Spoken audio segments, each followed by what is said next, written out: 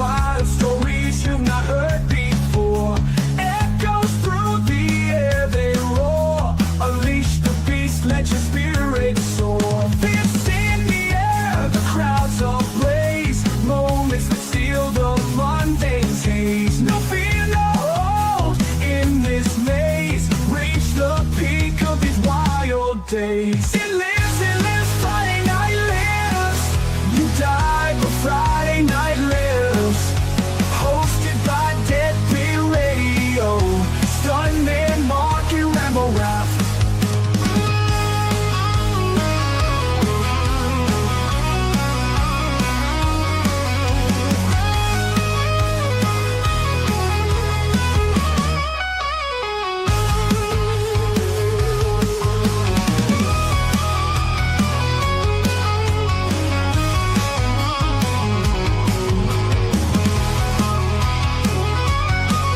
Fists in the air, the crowds ablaze. Moments that steal the mundane's haze. No fear, no hold in this maze. Reach the peak of these wild days. It lives, Friday night lives. You die, but Friday night lives. Hosted by DEADPIT Radio. Stuntman Mark and Rambo Rap. Woo, daddy. What's up, man? Hello, It is that everyone. time. So as you can see, somebody's missing. So Mark had to go on a cigarette run tonight and pick up a couple of things for a couple of different people that, it's kind of top secret right now. And so when he's done with that, he should be joining. He's got to do a couple side quests before he can be on the actual show. But welcome, Rambo, once again to another edition of Friday Night Lives, the show where we talk about almost nothing, but tend to make that entertaining. And that's all you can really ask for in a fucking stream anymore, you know? Yeah, Mark is the new Marble Man. He's see, from his days of prison. Is that what it is? Yeah. Yeah. Well, he's black, so he must have been in prison, right? Oh, God. That's what people say about the fucking thing. But Here's some interesting shit, though. Yeah. And also, this does not surprise me whatsoever, Matt. So I actually brought this back just because I wanted to, relive this magical moment and just show you this once again. So this will be the last thing that I ever buy from Scream Factory. This Night of the Creeps 4K. I get this in. It looks exactly like this. It's packaged up. There's nothing wrong with the outside of it. You open it up. I wonder if it'll just fall. It probably will. So I've got the 4K out of it. So, all right. A couple things here. So number one, whatever this shit is, like the off-gassing shit all over my disc. I don't know if you can see that or not. I'm trying to get it in somewhere where you can see it, but it is just covered in grease. yeah. On pretty much anything. This is even worse. I don't know if you can see that or not, but yeah. This whole thing right here is pure grease. This, where the Blu-ray would be, is broken. There's a prong that's there that's broken all the fuck. Can you see that grease? Look at this shit on there. Looks like I fucking made a skull or something on there. That's just grease and off-gas. Love stains.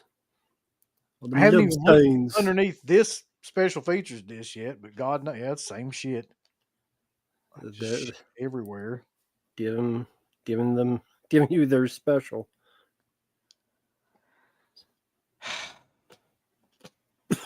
Listen, it's like this. At this stage of the game.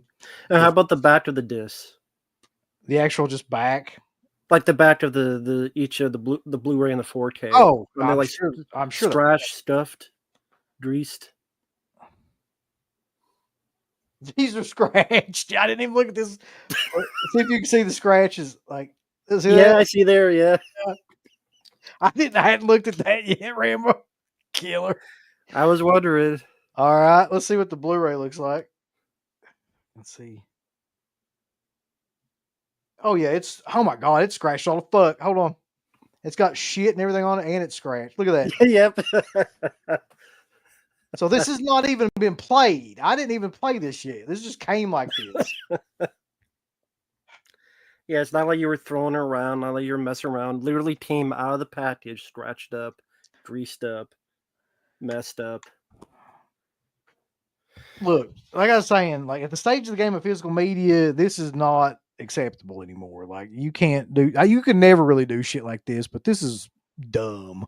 Like, and how long have they been around, Stream Factory? Yeah, they've been around longer than just about any of these companies, right? Like what, 12 years or probably more than that at this point. Like, and they done worse, way worse. I mean, when did they start? Yeah, they started when we were like, yeah, I don't know. I'd have to go back and look, but like, this is just ridiculous kind of shit here.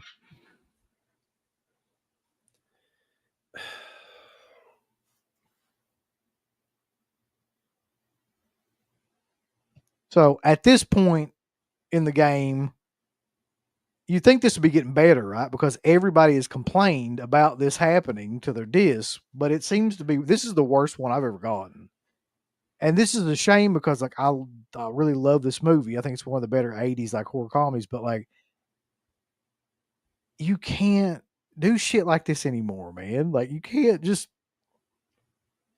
do that. Like both of those discs are scratched. They got shit and grease all over them. The inside's broken. The Blu-ray disc won't stay in there.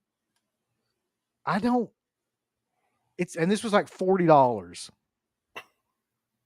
This was $40. Like, well spent. I should have listened to CK. That's one of the few times in my life I'm going to utter that sentence. I should have listened to CK and been like, I'm never buying anything from him again. Like, that's what I should have done. And because he's got a pretty good like idea, because he knew ahead of time that they're not interested whatsoever in like any kind of quality or customer satisfaction or anything like that. Would it be worth it to send it back? A few people are mentioning to try to send it back, get a refund. Do you think would it be worth it? If I thought they would do it, if I thought I wouldn't have to go through like 10 layers of hell of hassle to get any kind of refund from them, I would. But they're going to have like a receipt, me take pictures of it, burn it, set it on fire, bury it in a pet cemetery. Like whatever it is they have you do for their stupid ass, like customer service department, which is ridiculous. And we talked about this before we were on. I was mentioning, like, is it other 4Ks? But you mentioned how most of the time when you've seen the gas stuff, it's been just Stream Factory. Very, very rarely. Yes. I was telling you, I've only ever seen one other instance of that happening that I can remember. And it was a Severin release, but I can't remember what it was even. But I mean, I've seen 5 or 6 different Scream Factory ones like that. Yeah. As a matter of fact, most of them now are like that. So, dude, the biggest part of this that's hard for me to understand is why the hell there's people out there that still talk about them like they're the greatest thing ever. There's people that defend them. There's people that like they have the groups and the chats and they talk about everything they come out with and how great it is. It's like, I don't give a shit what title they're coming out with. If it's like that, like it doesn't matter. Like if it's all fucked up, you can't do anything with it. And it's got literally like an inch of grease on it. What does it matter? If they put out the Devil's extended unrated cut and it's like that, I wouldn't care. With anything, there'll be complete apologists for the simple fact of they always give excuses. Well, no one else is doing it, or no one else is releasing that title. Nobody else is doing that. Better than nothing. It's really not. That's the thing about that. I'd rather have had nothing. I'd rather have not bought that than had that. The only disc that I've played so far, and I don't even think I'd attempt to play those because they're not going to work. I can tell by looking at them. But like the 4K I play, it's not even that good. Like it's looks like a Blu-ray transfer anyway. So what? It's like what are we doing at Scream Factory these days? I'm just curious. Well, I mean, again, why would someone forgive that? Because if it's not like these are cheap, like you mentioned, they're $40 or more. I mean, for example, I like the movie Hush. I did not get it from them because I'm afraid something like that would happen. And so you're sitting there going, you should need better, want better, deserve better as the person putting money in their pockets. And if you can't learn, then you can't get better. You just get worse. Well, they have seemingly no allegiance to fans. Like I think that's the one thing that separates them from every other company to me is that they don't really have like they have a fan base, but they don't really have a cult following of people anymore because like they're not really a company like that. They're not a boutique label anymore. They're like a mass funded because if you're putting stuff in shit like that where it costs them probably a quarter for that whole package, I'll bet. Like you're not even a fucking company anymore. Like you're not a boutique label. You're not trying to do anything. Felsher, while you're in here, real quick, maybe you can help me with this. What is the point of this shit now? Meaning like you're charging $40 for this. You open it up, it's broke, and there's shit, and I mean literal shit, like grease and shit all over it. Now, mind you, like this is my fault for buying anything from Scream Factory, but what are we doing or what are they doing at this point?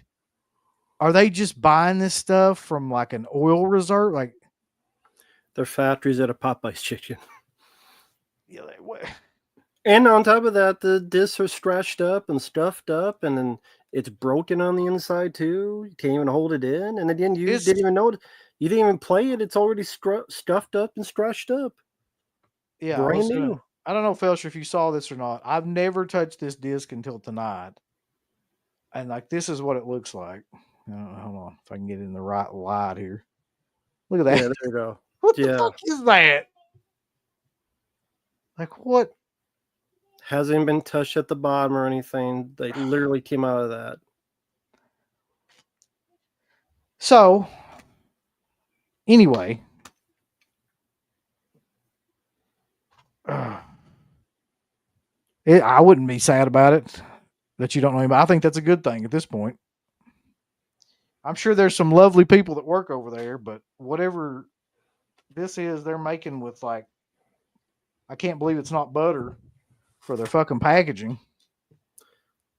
Well, I mean, being nice doesn't mean they're not stupid. You can be the nicest guy and still a moron. Well, that's the thing though, too. Like, I'd like to pinpoint when that shit actually started really getting worse with Scream Factory because there was a point when it felt like that they actually were trying, and we're way beyond that point now. But I mean,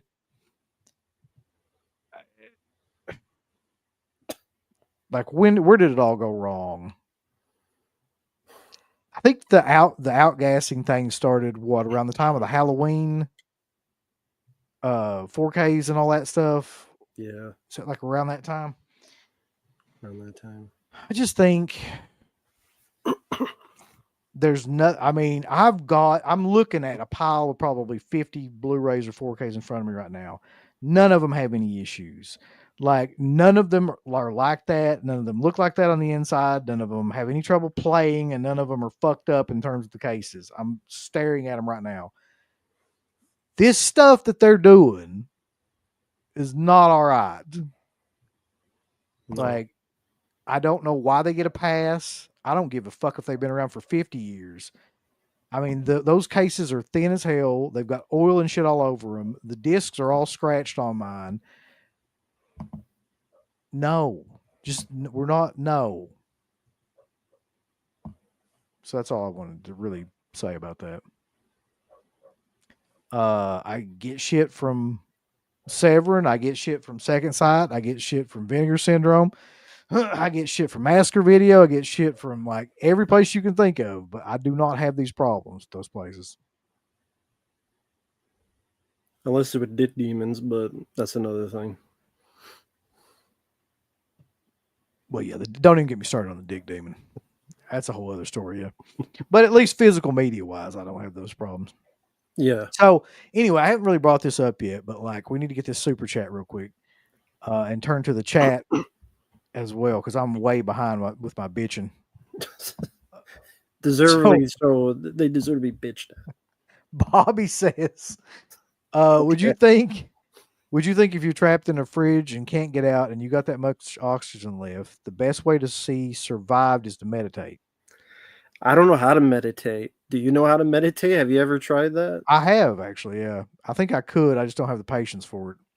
When was this, the meditation thing? Oh shit. I mean, when you go through like school and stuff like that for what I'm doing, like you have to learn how to meditate. And you have to learn how to teach people how to meditate. You have to do guided imagery and deep breathing and relaxation techniques and all that shit. There's even like, I mean, a portion of it that you could have gone into like transcendental meditation and stuff like that, but like I didn't do any of that. Do you like teach yourself or do you? No, I mean that was actually like part of it. Yeah, it was part of the curriculum. I didn't know that. Curriculum is meditation? Well, like I trained to be a counselor, right? Part of it is like for anxiety. That's the kind of stuff that they teach you, yeah. Not hypnosis. No, I never learned hypnosis. Give me your shit. That's a little bit antiquated by the time I got there, but I would love to have learned it. Yeah, I would hypnotize dogs and shit. It'd be great. We've been here for an hour. It's only been like 5 minutes. Time to go. Yeah. Steven Seagal versus Oily Disc and On-Screen Factory Ground. Yeah, I'm glad you said disc. Yeah, Oily Discs. There's a K in there. Yeah, he just make like fried chicken out of it or something. Yeah, he love them oily dicks. Uncle Bill said, Matt, there's a dead movie in our house. Matt, oh, how did that get here? A dead movie? A dead movie. I thought maybe it was a dead moose or something. A dead movie. I love moose. I always have dead mooses in my house. Yeah.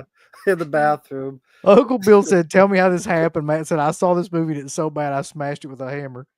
Uncle Bill said, Matt, that kills movies. I don't kill anything with hammers. It's too stressful. I have a pair of nunchucks. I used that once. I killed a VHS tape. Veiling 3 a decade ago. Felser comes in with the $1.99 super chat or super sticker or whatever the hell that is. Thank you, Felser. Let's see. Bronson says there's a man named Josh Langland. His channel is called The Horror Guru. He has a hat that says "Creeping It Real." Have you guys ever heard of him? No. They stole your tagline though. West will be pissed. Yep. Creeping It Real. It's like, why the fuck ain't that my hat? Mm-hmm. Mm-hmm. What's going on, guys? So you were at work and the guy was high on his supply. So what happened did he put the protein on his dick this time? Okay, on his dick. I don't know about that, but or did he wrap it with bubble wrap? Says he loves bubble wrap. I forgot about the bubble wrap. Guy was really into bubble wrap. Before we get to that, what were you saying about the Scream Factory release a second ago? I clicked on and I saw you. What was I not saying about it? I mean, the Night of the Creeps 40 Yaz is all scratched up, stuffed up, gassed up. Oh yeah, mowed up. Yeah. And so basically, like I just looked at the other discs in there because I hadn't even taken the special and they're all scratched. They're either scratched or they have like grease and shit on them. Even with I didn't even touch them before tonight. That's it's lubed for your viewing pleasure. It's gonna make it play better. That's why it's on there. It's definitely lubed up. You could just jam it right up somebody's ass if you wanted to and go right in. So, all right. there's a couple of different things I want to do. I wanted to tonight, of course, get the second part, the continuation of Mark's journey into hell, aka work. And then secondly, I want to talk about the films of 1985 because this is the 40th anniversary. So I'm just going to throw some films out there. Like, we'll answer questions too. Like, this is kind of just a hangout kind of thing anyway. So Cool. Mhm. and we'll get to all this. So, all right, Mark, when we last left off in this saga, Mm-hmm. he had bubble taped his desk, bubble wrapped his desk or something like that, and had gotten you to go down and buy him some cigarettes, and was in the process of like trying to fight the company over losing his job. So where do we pick up in this saga? So I can't remember what all I said last week, but I'm pretty sure at that point they were in the middle of like going back and forth and trying to negotiate money, which he technically really didn't earn, at least the half that he was trying to get, because he had only been there for 2 weeks. Like, yeah, you earn a paycheck, but I mean, he barely did anything anyway. So it's like, you're looking at like his work output, and he's getting high, bubble wrapping his desk, talking about all sorts of crazy shit. And it's like, how much work did you really do to earn that paycheck? And then he wanted more on top of that anyway. Otherwise, he wouldn't give up the codes and the keys to the facility. So needless to say, I got put in the middle of that. And I think at that point, once they had me as like the middleman to negotiate everything, they come to an agreement on an amount. And then I had to go to a very sketchy area. And I remember when I got there, I was like, I'm not getting out. Like, I'm just going to leave my truck running. I'm just going to sit here. And when he comes out, I'll hand him everything, and that'll be that. So he proceeds to try to talk to me about like, oh man, I'm going to sue. And I'm like, over what? You got fired? Like, all the illegal shit you did? Like I don't think you're going to have much of a case. And then he starts talking about like, so you want to hang out? He's like, I got a lot of drugs, man. Like we could party. And I'm like, thinking in my head, I'm like, oh yeah, no, I'm good. Like, I think I probably told him, yeah, sure. But in my mind, I'm like, no fucking way. Like, I'm not. Yeah, like, that's I'm just not something you coming tell back. people to kind of like get them to shut the fuck up. Yeah, Exactly. And he's a nice guy, like, to me anyway. I mean, despite the other fucked up shit he was doing, I didn't have an issue with him. let me ask you a serious question, though, Mark. Was there ever a Yeah. part of you that for a second just thought, you know what, I want to party with this guy? No, I think that's a good idea. not even for like 2 seconds. It was an automatic no. Are you In sure? my mind, anyway. Oh, I'm sure. Okay. I've never seen him since that day. Yeah, like I said, he caught his ride home with his drug dealer, and yeah, that was the last I saw of him. I haven't had any contact with him since then. He did get his cigarettes That's good. and his money. Yeah, I'm never talking to that guy ever again. But what So- if he stalks you because he wants more cigarettes? That'd be kind of hard for him to do without a car. I know where I you I work. feel like that guy doesn't let things go easily no more. Like, I know where you work. I was surprised that he did. I mean, he very well could have just come back the next week and demanded more money or whatever the fuck. Like, he could have done a lot worse. I was glad that it just ended where it did, and there was no violence. Like, because like I said, I'm just caught in the middle of the whole thing. so at this point, are you like the only other person that works? Yeah, because I think Yeah. I mentioned that another guy had like apparently a surgery. From what he says, he had a surgery, but he came back. He looked fine to me. I mean, I don't know what the hell he had done exactly, but yeah, he couldn't provide proof that he actually had surgery. but he got paid the entire time he was out, and he was out for months.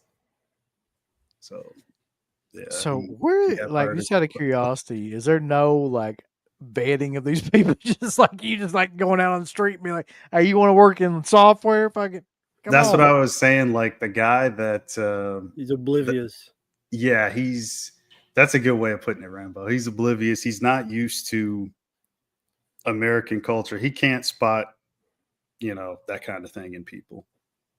Or obviously, I've grown up here. He's a foreign guy. He's like London. Hmm. Yeah, Kind basically. of that guy. And he's very nice and doesn't judge. But I'm like, man, you got to do better. I'm like, why have me do the interview and you're just gonna pick? Like, it doesn't. You don't need my input at that point. Like, you could just do it. I don't know. why I'm Luckily, there. he chose well. He seems to have his finger on the Yeah. pulse of what the employees need there, which Yeah. is cocaine, apparently. And then there was another guy that was Lots of it. Cigarettes. there was another guy that was really, really bad too, because he wanted to get more money. I'm like, you guys are paid pretty well for what you're doing. Like, even in this economy, like you're doing pretty good. But he wanted to like have like a second job. So I think he lied. He told me the truth, which I don't know why everybody seems to do that. Just my title is irrelevant. I don't know why they call me the supervisor. But That's the thing. They just tell you all like the worst shit. You're supposed to be their supervisor. I guess because I work shoulder to shoulder with them at times, when I'm not in the office, like when I leave the office and then I go see what they're doing or whatever, like I'm right there with them. Maybe I'm showing them something or they're testing out hardware, whatever it is. But yeah, like they always lie to the manager, which is the guy that's over me. And yeah, anyway, this guy, he tried to have like a second job and he's like, I'm trying to close on a house. So he took time off where he was supposed to like get paid. It was going to be like a leave, but they were still going to like pay him or something like that. And then what he was really doing was trying to get a better job Makes that sense. like was paying him, but he was going to still try to work this job. And I don't know how the hell it worked. And then he ended up not buying the house. He ended up putting his money into like an apartment building, which is a good investment. Real estate, it's very profitable, but it's like, just tell the fucking truth, man. Everybody at that job's so deceptive. It's like Yeah, Office Space. Like everybody's got some nobody other is agenda. legit. Yeah. No. Oh, I can't wait to see who gets hired next, though. I'm really like, you've got to let us know when like somebody else comes in because there's going to be a story. I guarantee it. Hopefully I can pick this time. Maybe after that whole thing, he'll be a little bit more lenient towards letting you pick. I Because hope Jesus, so. I'm tired of doing all these interviews. Like we did like 3 before we got the prison guy in. And then we got one dude that looked crazy. He looked like Michael Clark Duncan in Green Mile. Like he came in, he was all like unkempt and he claimed to know a lot about technology and stuff. And I'm like, I mean, I guess you do. You say you do. I can only go off what you say. So there was that guy. And then like I told you guys last week about the younger kid who was very presentable, fresh out of high school, starting college. can you get him back? Can you like? Doubt again? This was like a year ago. I doubt okay. it. He's probably employed somewhere else now. That's who I wanted, but again, I don't get to pick. Here's a very important question, Mark. I want you to consider for the next time you do one of these interviews. Just be like, hey, we run background checks here. Is there anything in your background check that's going to come up that might be a problem? So my manager said that we did a background check. Yeah. But I'm like, how the fuck? He's like, oh, he probably falsified his information. I'm like, well, yeah, no shit. If nothing popped up, because he told me everything. I'd have everyone from now on go get fingerprinted and do like an actual like fucking ID kind of background check. It's been crazy, man. And I've only been there like 4 years or so, 4.5 maybe. I mean, but in that time, every time we have people, it's been crazy. Like they're always something. Like nobody's just a straight, professional worker. up until this point, I'll be honest with you. Like I really thought that, like, when you hear the word software development or anything, you just picture like a bunch of Silicon Valley kind of like nerds and stuff. I didn't realize there's like a bunch of coked out, just like, dragging ass people coming in and, Yeah. Well, again, these guys, the guys that I'm supervising, those guys are working with the hardware that's getting programmed. So they're not directly working with software. That's me and then like other guys. But see, I supervise the guys that like work with the hardware that we program. So I'm like, again, I'm still the middleman in a way, I guess. This is an amazing story, though. I can't wait for the continuation when the people get hired and we watch the whole thing fall to shambles. Yeah, I mean, with the prison guy though, I mean that's pretty much everything. I think I probably told all the highlights of it last week. And then the Coke thing was just like a small part of an accumulation of a bunch of random things that he did. What were the other parts? If the cocaine and the bubble wrap was the least of the parts, then what were the other fucking parts? That's what I want to know. I mean, you can't start a job and then the day of you say, hey, like I can't make it because I have car trouble. And then the second, especially in the day and age when there's Uber and all this other shit, like you could find a way if you really want to work and you want to get paid. So you can't say that. And then the next day you show up and you're like, well, I don't have a car, but blah, blah, blah. And I'm like, I'll bet he doesn't have a car because he's probably got DUIs or some shit. Like, probably. Yeah. So, yeah, I mean, it was always an excuse, like every day, wanting to leave early, coming in late. List goes on. He's a busy man. If you think about it, he's I got guess a lot of things to do that don't involve work. Mm-hmm. So I didn't know this, but this is kind of like a weird segue and also a bummer. But like right before we came on, I guess that they released news that George Foreman has passed away. So that's a weird segue. Oh. Yeah, but 76. Wow. 76 so years not old. to go from like that into like something like that, but that news just came on. So, oh man, rest in peace, Sam Jackson. I know Sam Jackson ain't fucking dead. Yeah, he's trolling. Sam Jackson. They were just his career. But yeah, rest in peace, George Foreman. One of the greats. Yeah. I mean, I watched that fight when I was a kid, man. I don't know how old I would have been, 10, 11 years old, something like that. But like that was probably the greatest underdog story that came true that anybody's ever seen in boxing that I can think of. When he was, I forget, he was in his 40s when he won the heavyweight championship from Michael Moore, knocked him out. I remember the punch. It was like the shortest like punch you've ever seen in your life, but like it was dead on. And yeah, then he went on to make $800 million with a grill. So, meant for Hulk Hogan. Career. Yeah. Hulk Hogan got a pasta machine or something. So you would say that's your favorite match of his? Well, that's the one that's most memorable to me because I watched it when it was happening, and like nobody could believe it. Like nobody before that match in a million years thought he was going to win that match. Like he had just done a comeback where he, and he was in his 40s. He was beating a lot of guys and stuff, but they weren't like real contender kind of guys or anything like that. And just out of nowhere, he KOs the fucking heavyweight champ. Like nobody thought that was going to happen. And it was just one of the wildest things to watch. And everybody's going crazy. The announcers are going crazy. The crowd. It's just one of those stories you don't see that often where something like that happens in any sport. Right. I got a couple of super chats here real quick, but God bless George Foreman though. Yeah. Oh wait, Rambo, Eerie Gut says, "Damn, I'm sorry I'm late. You got to rip it up."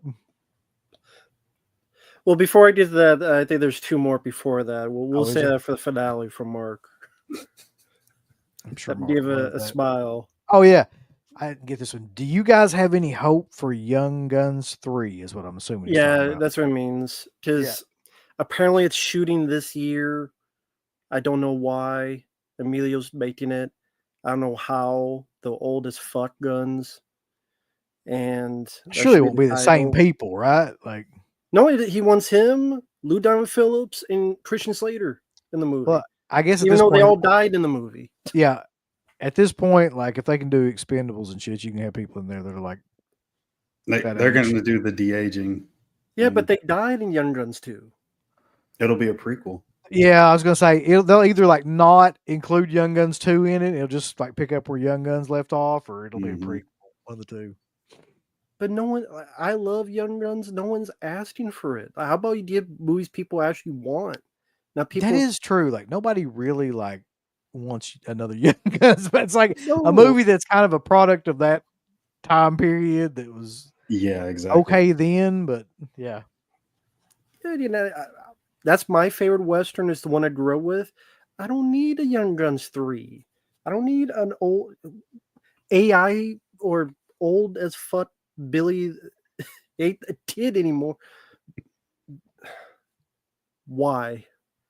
It's going to flop. It's going to bomb. Westerns don't do well. Most people not going to know what the hell it is, and people like me don't be pissed. So who's it for? Nobody. I mean, it's really not, man. Like it's just a cash in on a title. And Mhm. Estevez thinks that he can like do it. And I was just talking about his career. We were talking about the Men at Work release that just came out. It's Mhm. like, Charlie Sheen made, I don't know how many hundreds of millions of dollars off that stupid 2.5 Men show. He's set Mhm. for life. He could do whatever. He could do drugs and everything every day of his life from now on. He'll never run out of money. But Estevez just disappeared, really. Like He owns a wine, like a vineyard. He owns a vineyard. Well, Jackson Jack brought up where's Mighty Ducks 3 or Mighty Ducks anything? Why is that? They did a franchise TV dead? show that he That's what started I was. in. That's what I was going to say. He's on the TV show. The last Or- couple. or He was in like the first was. season. Okay, yeah. So there you go. Yeah. But I mean, he was a writer more and a director more towards the end of his career anyway. He didn't really star in a lot of things. So I don't know what the hell he's doing. Oh, clearly he's trying to do this now. Yeah, he's going to do Judgment Night 2 next.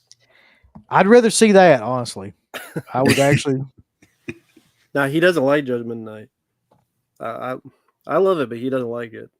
That's I want crazy. Maximum Overdrive. Oh, too. really? Estevez doesn't like Judgment Night? No, he did an interview and he's like, it's not what I wanted it to be, or he didn't go into detail. He doesn't like that. He doesn't like Maximum Overdrive. He doesn't like any of his good stuff. What's going on? I mean, Most people really- don't like Maximum Overdrive. I was going to say I get Maximum Overdrive, but I really like Judgment Night. Yeah, that's a really good one. So Bobby has another super chat. He says, "What if walk around school acting like our favorite characters? I act like Godzilla. CK and Uncle Well- Bill act like zombies. What would your Matt? favorite character be? I'm sorry, I'm just curious. What do you mean? Like your favorite character of all time, not favorite movie, but favorite character of all time. Jesus, dude. That's tough. Yeah, like Same I with don't you, know. Mark. Like favorite character, not favorite movie, but favorite character. God damn, dude, that's almost impossible, isn't That's it? exactly. That's so tough. I'm assuming it'd be a horror movie, maybe. The Well, characters in. it'd be easier if we broke it down that way. Like if I could Yeah. say, like, what's my favorite character from a horror film? That might be easier. So your favorite character might not be in a horror film. No, I mean Okay. not necessarily. Like there's a bunch of other characters that I like that are not necessarily in horror films. But if it was a horror film, that narrows it down a little bit anyway. You know what one immediately comes to mind because we're talking about Night of the Creeps would be Tom Atkins, detective in that. I think that's one of the best performances that's ever been like captured in a horror film. It's one of my favorite characters for sure. So you need a trench coat. Detective Cameron, I think. Yeah. The trench coat. Thrill me. Let's see. I guess I'd say Terminator, maybe, which is kind of a. Yeah. I mean, because I'm thinking about Arnold, but then I'm thinking about Robert Patrick as well, because they're both Terminators, so it could go either way. And O.J. Simpson almost was one. So you'd be the O.J. Almost. Simpson of Terminator. Almost. Yeah.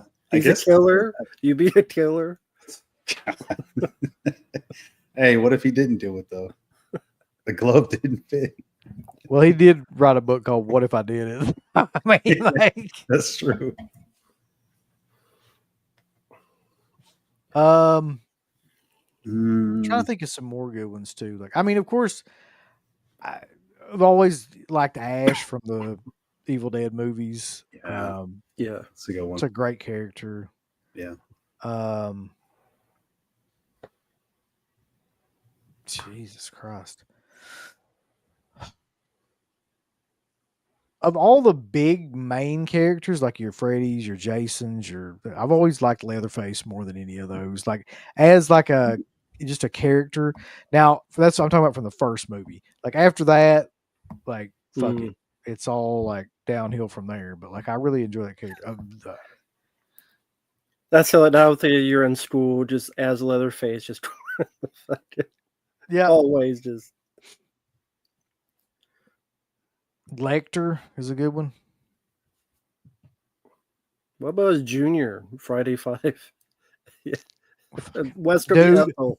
Honestly, Ethel is one of my favorite characters of all time in a horror movie because everything that comes out of her mouth is gold. Like Yeah. I don't know how she did it, but like every single thing that comes out of that woman's mouth is hilarious and quotable.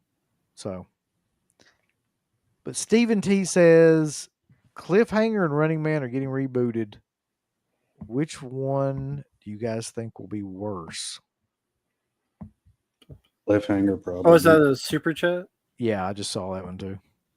Okay.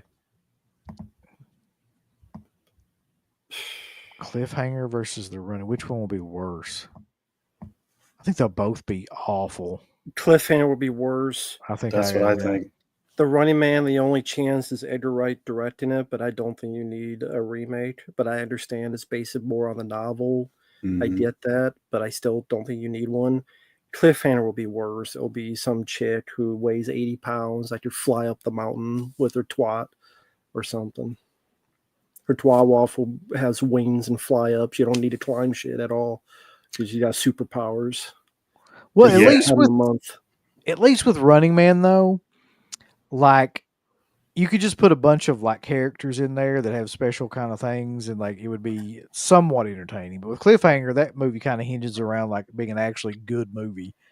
Like with a good performances, good script. Like I don't think I don't think Hollywood could really do that well anymore. So No, yeah, I agree with. That's what I was gonna say. What you said, Rambo. I mean, I like pretty much everything Edgar Wright's done. So he's a lot more competent than a lot of the filmmakers that are putting stuff out today. And you'd have to really try hard to fuck up Running Man. Like the book is pretty cool, and I mean, I like the Arnold one, but I have more faith in him and just the Cliffhanger story and the female version. Like, fuck, man, like that's not gonna work. It'll bomb and go away and just be forgettable like all the other ones. yep. Cliffhanger. Yeah. Shit. All right. So I didn't get Bobby's though, did I? Did I get Bobby's last one?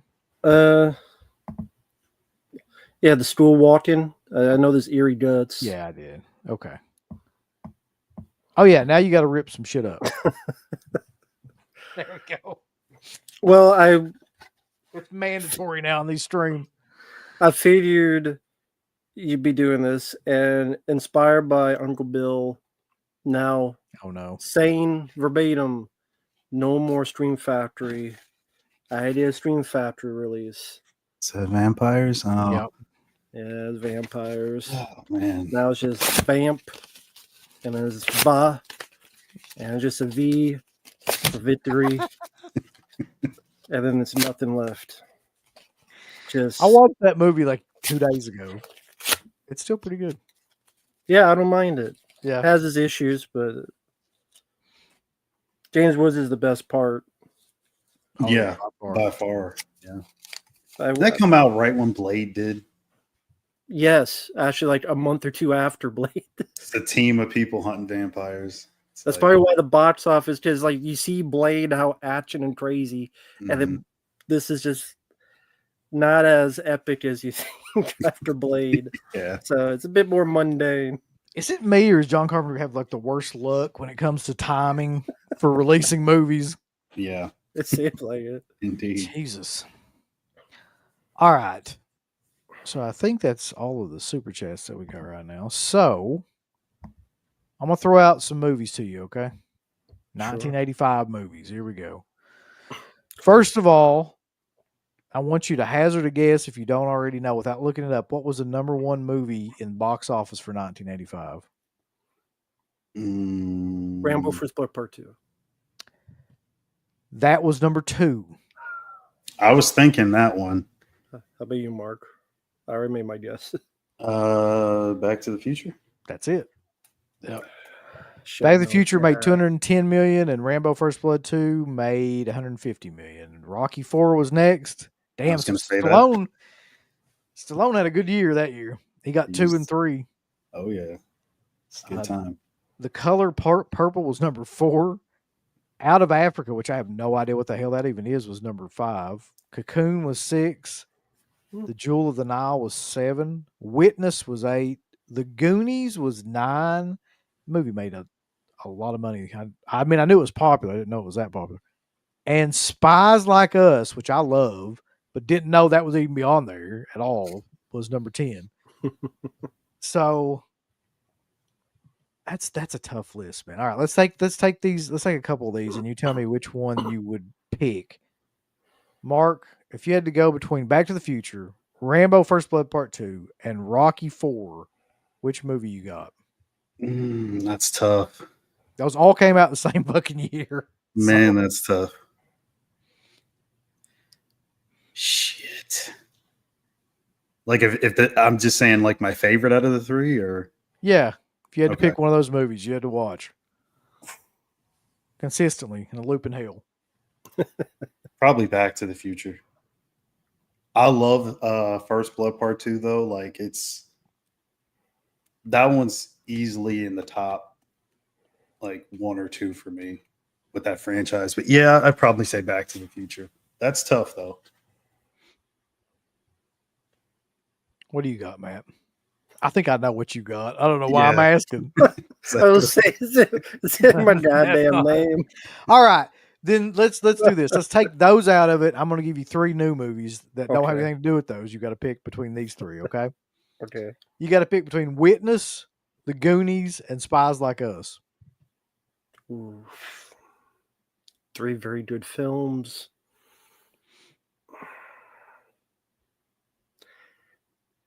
I'll go with The Goonies. I like Witness. Very well done performance by Harrison Ford. I like Spies Like Us, but The Goonies, I think what it is with that film, in a weird way, I can live vicariously through the characters. Like, I wish I had an adventure like that when I was a kid. Without the danger, of course, but the booby traps and treasures and pirate ships and slides that go on forever. It just, in a weird way, you live vicariously, and Richard Donner did a great job. Great cast. Even Corey Feldman was good in it, to be fair. They all did a good job. Yeah, I gotta go with The Goonies. I could really never not go with The Goonies, to be honest. I'll throw some 1985 films at you. You tell me what you think. Blood Simple came out in 1985, the Coen brothers. Thoughts on that one? Good one. Good one. Yeah, probably my favorite. I mean,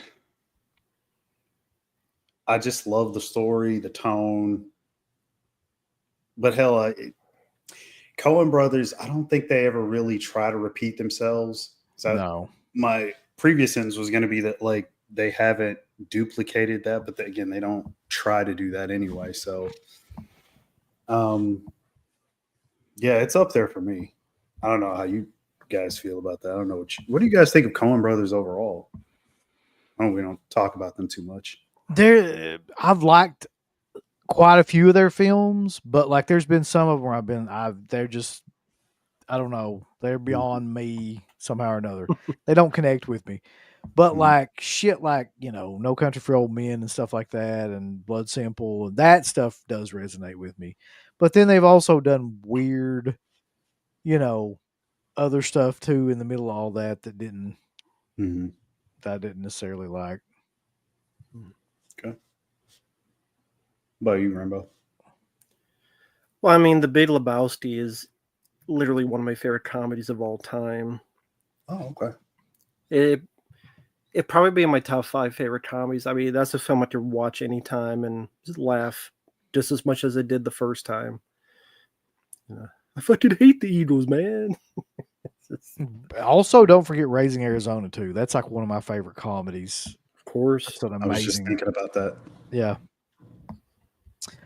Okay, so another movie from 1985. I'm curious because we've never talked about this, I don't think. I'm curious what you guys think about this movie. The Breakfast Club came out in 1985. Thoughts on The Breakfast Club? Obviously, I'm a fan. I'm wearing the shirt.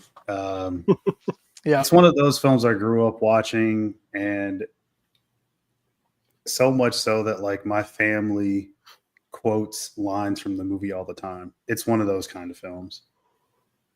And it's crazy because like it's just a bunch of people like in a room mostly. Yeah. Yeah, it is. The whole movie. Yeah. But I think that kind of speaks to the brilliance of the writing from John Hughes. Like he just knows how to make character interaction seem a lot more interesting than it probably is. Also a Chicago native as well. Yep. So yeah, I mean, I love Breakfast Club. It's one of my favorites, all-time favorites, honestly. Really Very- did. Yeah, go Oh, ahead. sorry, go ahead, Matt. No, you go ahead. I was gonna say it really did capture like kind of the subcategories of kids pretty well. You know, at that time period, I was not very old at that time period, but you know, it didn't change very much over the next 5 years when I was old enough to really realize what was going on, and that those It still resonates today. It's Yeah. still pretty accurate today. I think the most believable character in that is Ali Sheedy, though, because Mhm. everybody knew somebody like that. I mean, that was almost exactly like that. Just really introverted and shy. That like was very kind of, you know, off to Mhm. themselves. Didn't talk to people. Just kind of like, you know, Had a lot of that dandruff. weird. Yeah, a lot of dandruff, a lot of damage. Yeah, Eat Captain Crunch sandwiches or whatever. The fuck yeah. that was. Just did weird shit for attention. Like you all knew that person. Like in Yeah. school. I didn't know anyone that eat Captain Crunch sandwiches. Oh, I knew people that like there was this one kid that would fucking come in with like he'd eat like a vat of cottage cheese for lunch. Oh my What? god. It's just a weird, you know what I mean? Fuck. He had one of like a giant like vat, whatever they came in of like cottage cheese that he When would they eat. melt? Or he had No, like a it's- freezer in his. It's cottage cheese. I mean, it's not like ice cream. It just like Yeah, but I mean, like, it'd nasty be that curdled warm and shit. fucking in the locker. all it probably day. was warm. Yeah, like sadly. That's fucking disgusting, dude. Yeah. What the Like- hell is- warm, melted, fucking cottage. Yeah. grungy, locker smelling cottage cheese. But Jesus Christ. yeah, that movie. Number one, that movie's cast extremely well. Mhm. And I do agree with this, man. Like people talk about this, I do agree with. I don't think the makeover actually helped Ali Sheedy. I think that like it was better before. Like it was almost like oddly kind of worse when she got the makeover.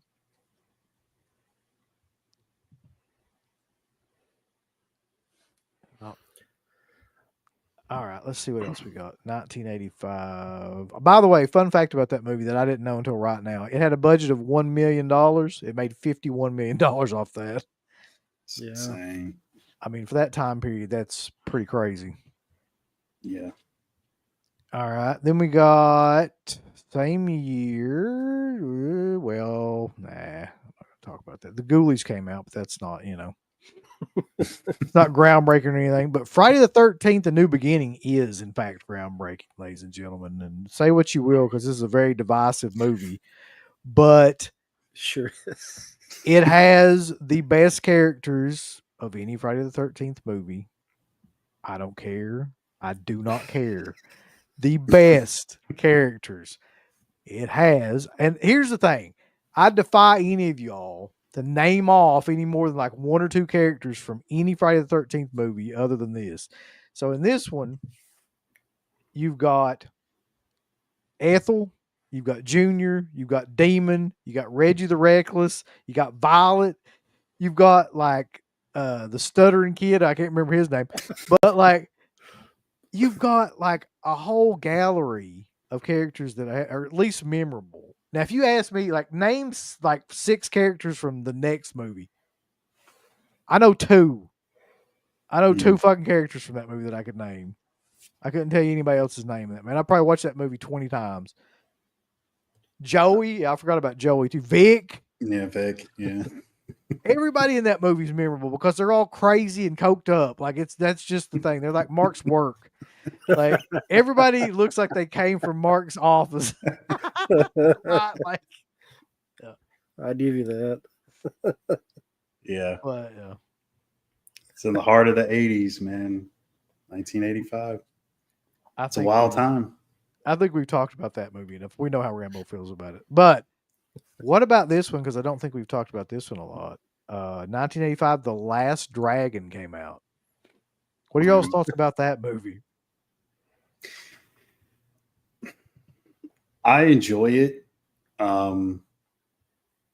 It's not a absolute favorite or anything, but I can have fun with it. I saw it quite a bit more as a kid than as an adult. I think I have it on 4K over there, but it's fun. I think I probably mentioned this in a show before.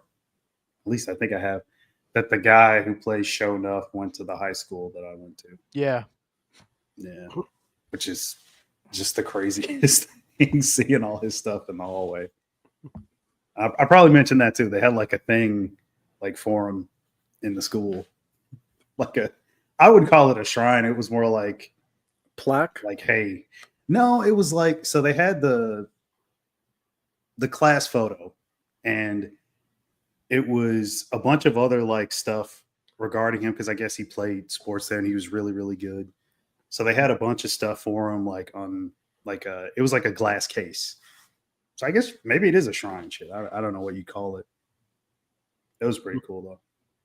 I love that for some reason, like the scene that always sticks in my mind about that, other than his scene where he's talking about, the whole Show Nuff thing.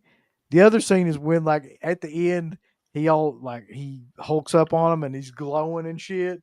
He's moving his hands and like they're falling. Like the camera trick is like, yeah. Mm-hmm. I don't know why, but that always cracked me up. Yeah, no, that was cool. It's a decent movie. It's a decent kung fu movie, really. Yeah, I mean the whole glowing hands thing. I mean that's part of the charm. Yeah, you got to kind of go with it. I mean what's his character, Bruce Leroy? Yeah, Bruce Leroy. Yeah.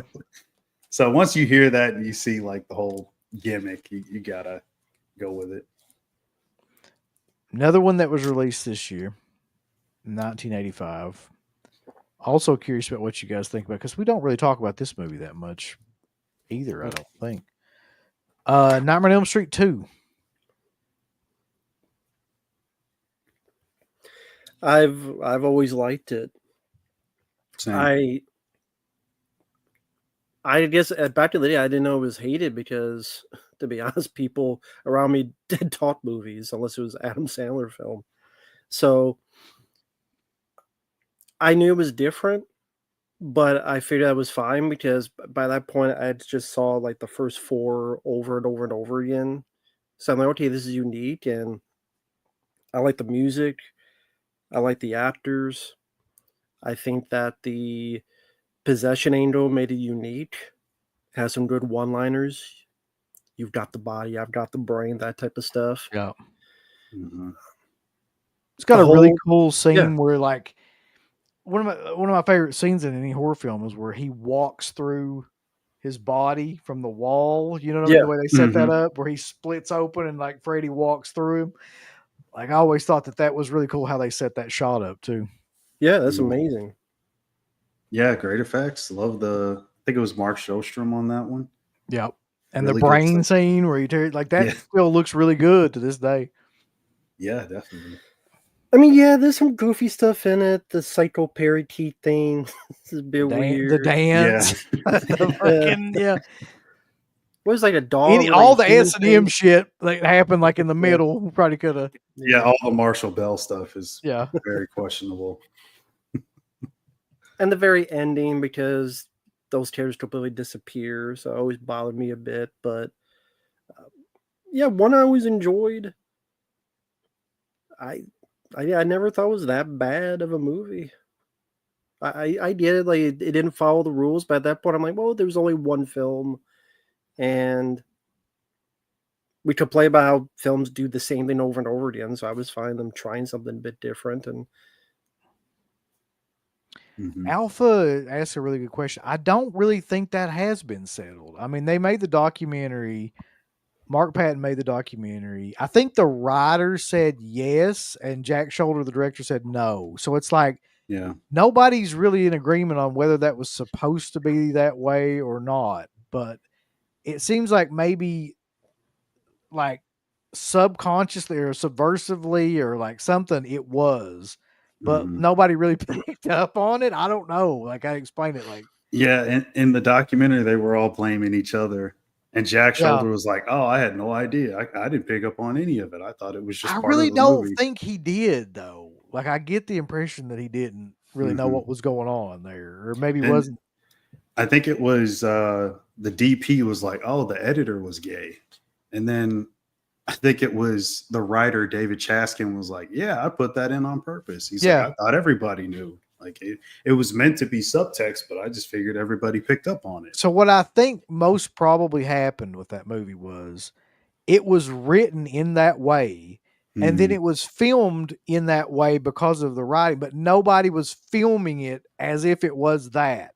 So it's kind of like there, but nobody really knew it was there, and they weren't trying to build on it or make it a thing. It just kind of was in the story that way. Exactly. That's my best guess. Yeah, I mean, to piggyback off of Rambo said, I didn't even know it was hated until I saw the doc. I just figured everybody thought it was just another sequel. I mean, that's what I thought of it. I thought it was fun. Like I still don't see the major flaws in it. I mean, look at the rest of the franchise. Yeah.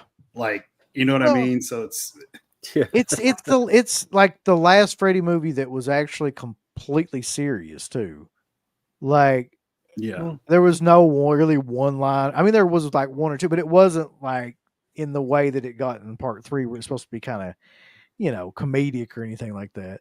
And it's like the last one that felt really kind of dangerous too, where you really felt like intimidated. When you get to part 3, it's like, Wonder Forces unite. And I love part 3, but like, there's nothing about that movie where I watch it and I'm like scared. Like it's just a goofy kind of fun. I think Craven's original script was pretty interesting. I think it was him and Bruce Wagner that wrote the script, and it was really dark. I mean, it was darker than the second one from what I saw of it. So I wish they kind of went in that direction more. But I think in the documentary they talk about that, where Chuck Russell was like, it's too dark. But I'll never understand that, because it is a horror film. Like, we are doing horror here. It's not comedy. So like I like Nightmare 3 for what it is, but part of me would always wish like they had just went more toward Craven's direction. That's just me. Now, let's be honest. Has there ever been anything that was a franchise that was consistently scary? Because you just get used to the person, you get used to the character, so he's going to be less scary. Because you've seen him multiple. Either you watched that one film multiple times, or you've seen the merchandise, or you've seen it talked about by people. So it'll always lose its effectiveness because you get used to it. And when you get used to it, then you're not as scared of it anymore. So I think every franchise, I can't think of one where each one is consistently scary or anything. I don't know if you guys can think of one, because I couldn't. That was consistently scary. Like, to me, it's always I mean, at this point in my life, like, it's hard for me to think of anything that's even scary. Like, where I felt like, but I mean, the one that I can think of where it kept a certain tone throughout the movies, that would be the Dead trilogy. Night, Dawn, and Day. That all felt pretty like spot on. People felt different at the time of Day of the Dead. They felt that the characters were too over the top, and Jigsaw. Come on. Shut the fuck up. Okay. We've never really talked about this, but I'm dying to know y'all's opinion about this movie too. 1985 was also the year that Return to Oz was released. What are y'all's thoughts on Return to Oz, which is one of the weirdest goddamn movies based on another movie like that I've ever seen? You go first, Mark. Go ahead. I just don't give a fuck. I mean, if I'm just gonna be all the way honest, I just don't care. It's just kind of there for me. Hating on Wizard of Oz. Son of a bitch. Do you That's- like the original Wizard of Oz? Yeah, it's fine. It's fine. I just it's another one. Like, again, I saw as a kid. I liked it for what it was, but I don't even think I own it. Probably never will. Like, it's okay. Just don't care. This ain't no Point Break. That's true. It is. You gonna sit up here on this show and tell me you don't give a shit about Return to Oz? I'm not having this, Mark. Not having this damn heresy. Only likes the Wiz. I don't give a fuck about that either. Fuck. It's another That's piece right. of trash. Trash. Yeah, that's right. Rambo, I mean, honestly, do you have any thoughts about Return to Oz? Yeah, I liked it. I was surprised how dark it went. I thought there's some really cool visuals. Interesting that you think with a sequel they would want to use the more recognizable characters, but they're not. They're just interesting they use new characters. Because like you don't really have much of the Tin Man, or I mean, aren't they like frozen for most of it? And Yeah, was that based on a book? I think so. So maybe I that's think that why. actually was like based on another book by that Frank Baum guy. I just always thought that movie was like pretty fucking close to a horror film, Yeah. like, and terrifying to watch as a kid. I can see that. And sadly, I think that's what hurt it at the box office at the time, because they just weren't having it. They didn't want to No. bring their kids to see it, which I mean, kids would like that stuff in a way. True. The Wheelers, yeah, those, you remember those guys that were kind of like their arms were built into the Oh yeah, wheels of the. Mhm. it's creative. I mean, I don't think it's trash, Mark. It's creative. So Kingslayer says Return to Oz was based on the second and third books, and The Wiz was scary. Shit. All right, we'll get off that one and go to another one of my favorite films that came out in the 40th anniversary, which of 1985, which is what we're going through, and that is Calidor, aka Red Sonja. Oh, What are your thoughts about Red Sonja? I don't hate it, but I think that's more nostalgic. But it's not up there with the two Conan films. I mean, Agreed. but again, I don't hate it. I've seen much worse Arnold films like Hercules in New York, or Mhm. some of the stuff he's done lately. Screw your freedom, fucking shit. But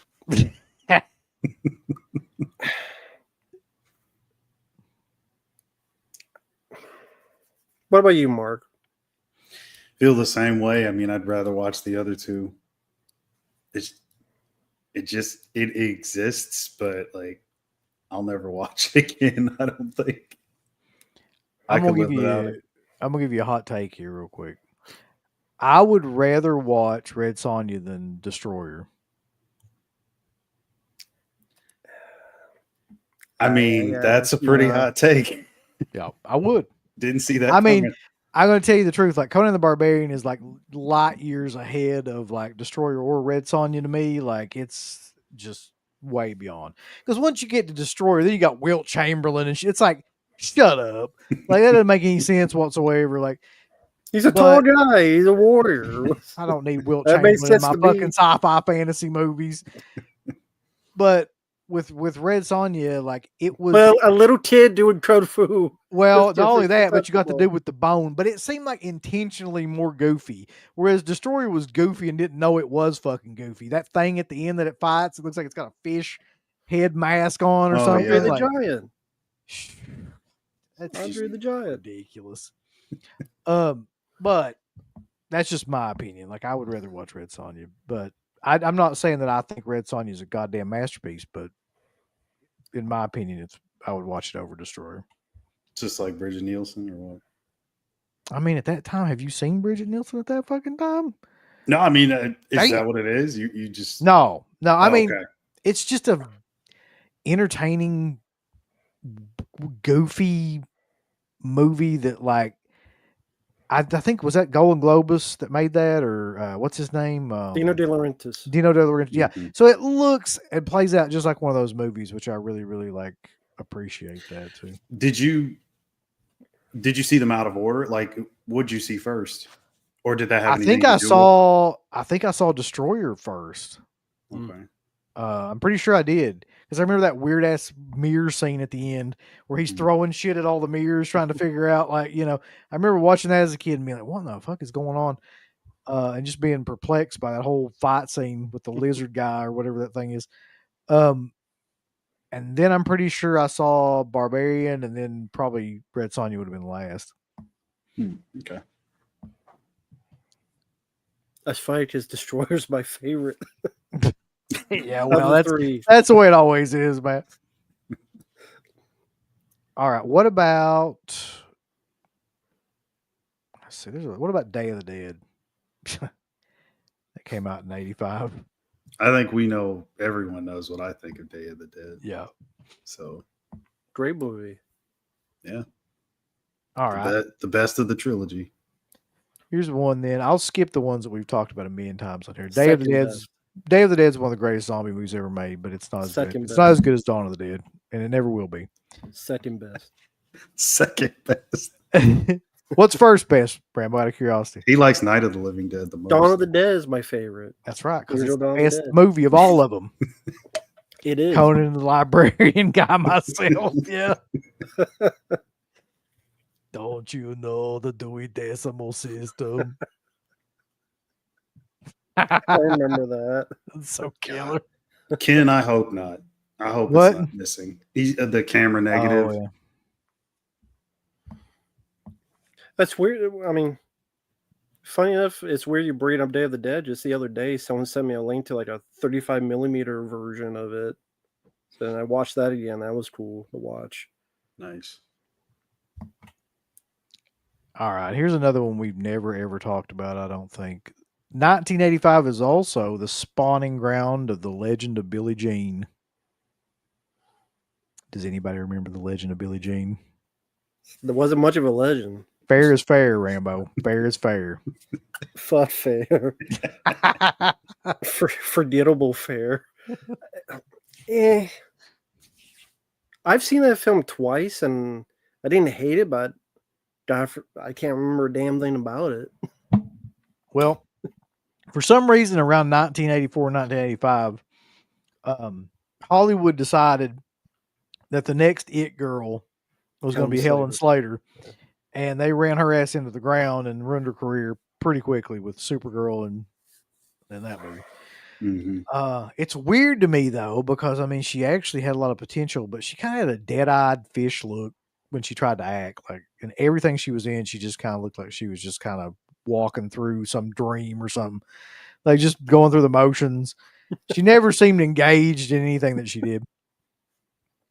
Mm-hmm.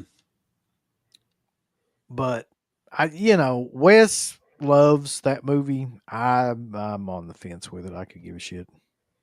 I mean, I like, what is it? Christian Slater's character in that. Yeah. There's that. Isn't what's the dude from Christine? Is it Keith Gordon? He's in that, right? Keith Gordon is he? Yes, he is in that. Yeah. Yeah. I mean, it's okay. I need to watch that again. It's been a long time.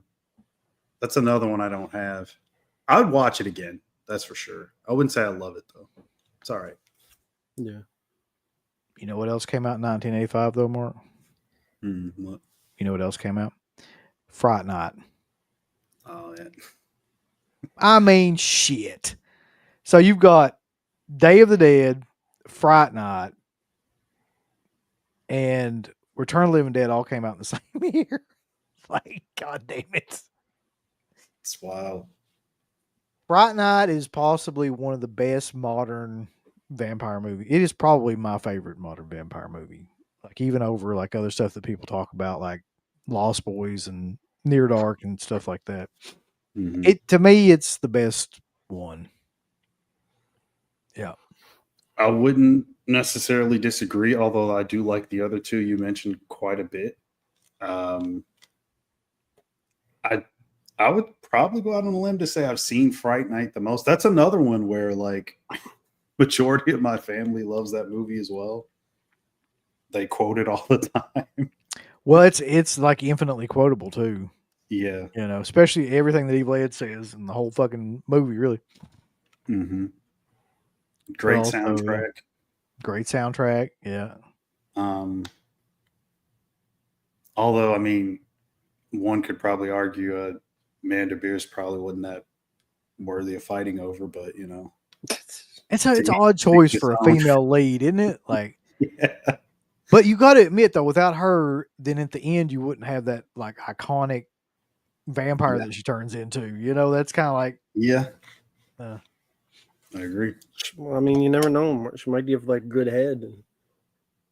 that big giant vampire mouth, bite your wiener right off. Swallow you whole. I mean, that's my favorite design for a vampire. Like Jaws, swallow you whole.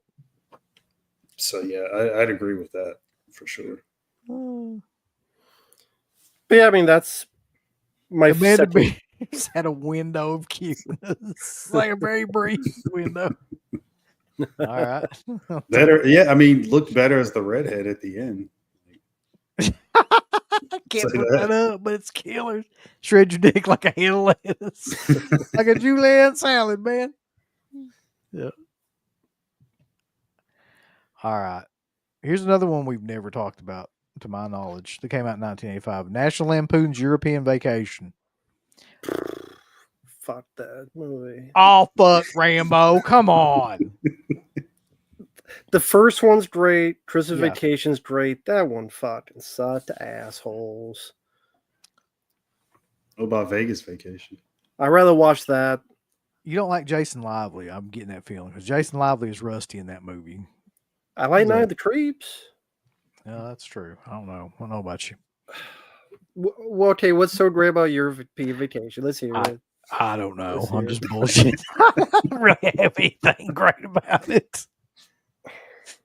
The only part of that movie I really remember is when he's driving in a fucking circle because that's so I was just going to relatable. say that. Trying to like get off. Yeah. Does it open like they're on a game show and they Yeah. win? Yeah. Mm-hmm. Weird Science. Yeah, go ahead.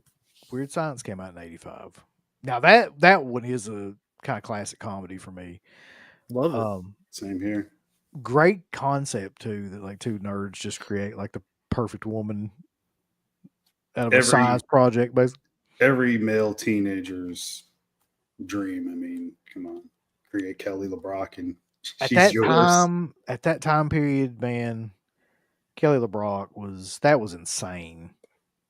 Like how hot she was. But I think the person that steals that movie is Bill Paxton. I think he is the most believable bully kind of like brother character in any of those movies. Like he's great in that movie. Some of the shit he says is just like perfect for that role. Yeah. Yeah, he has some amazing lines in it. And then you'd see some John Hughes regulars in it as well, which was fun.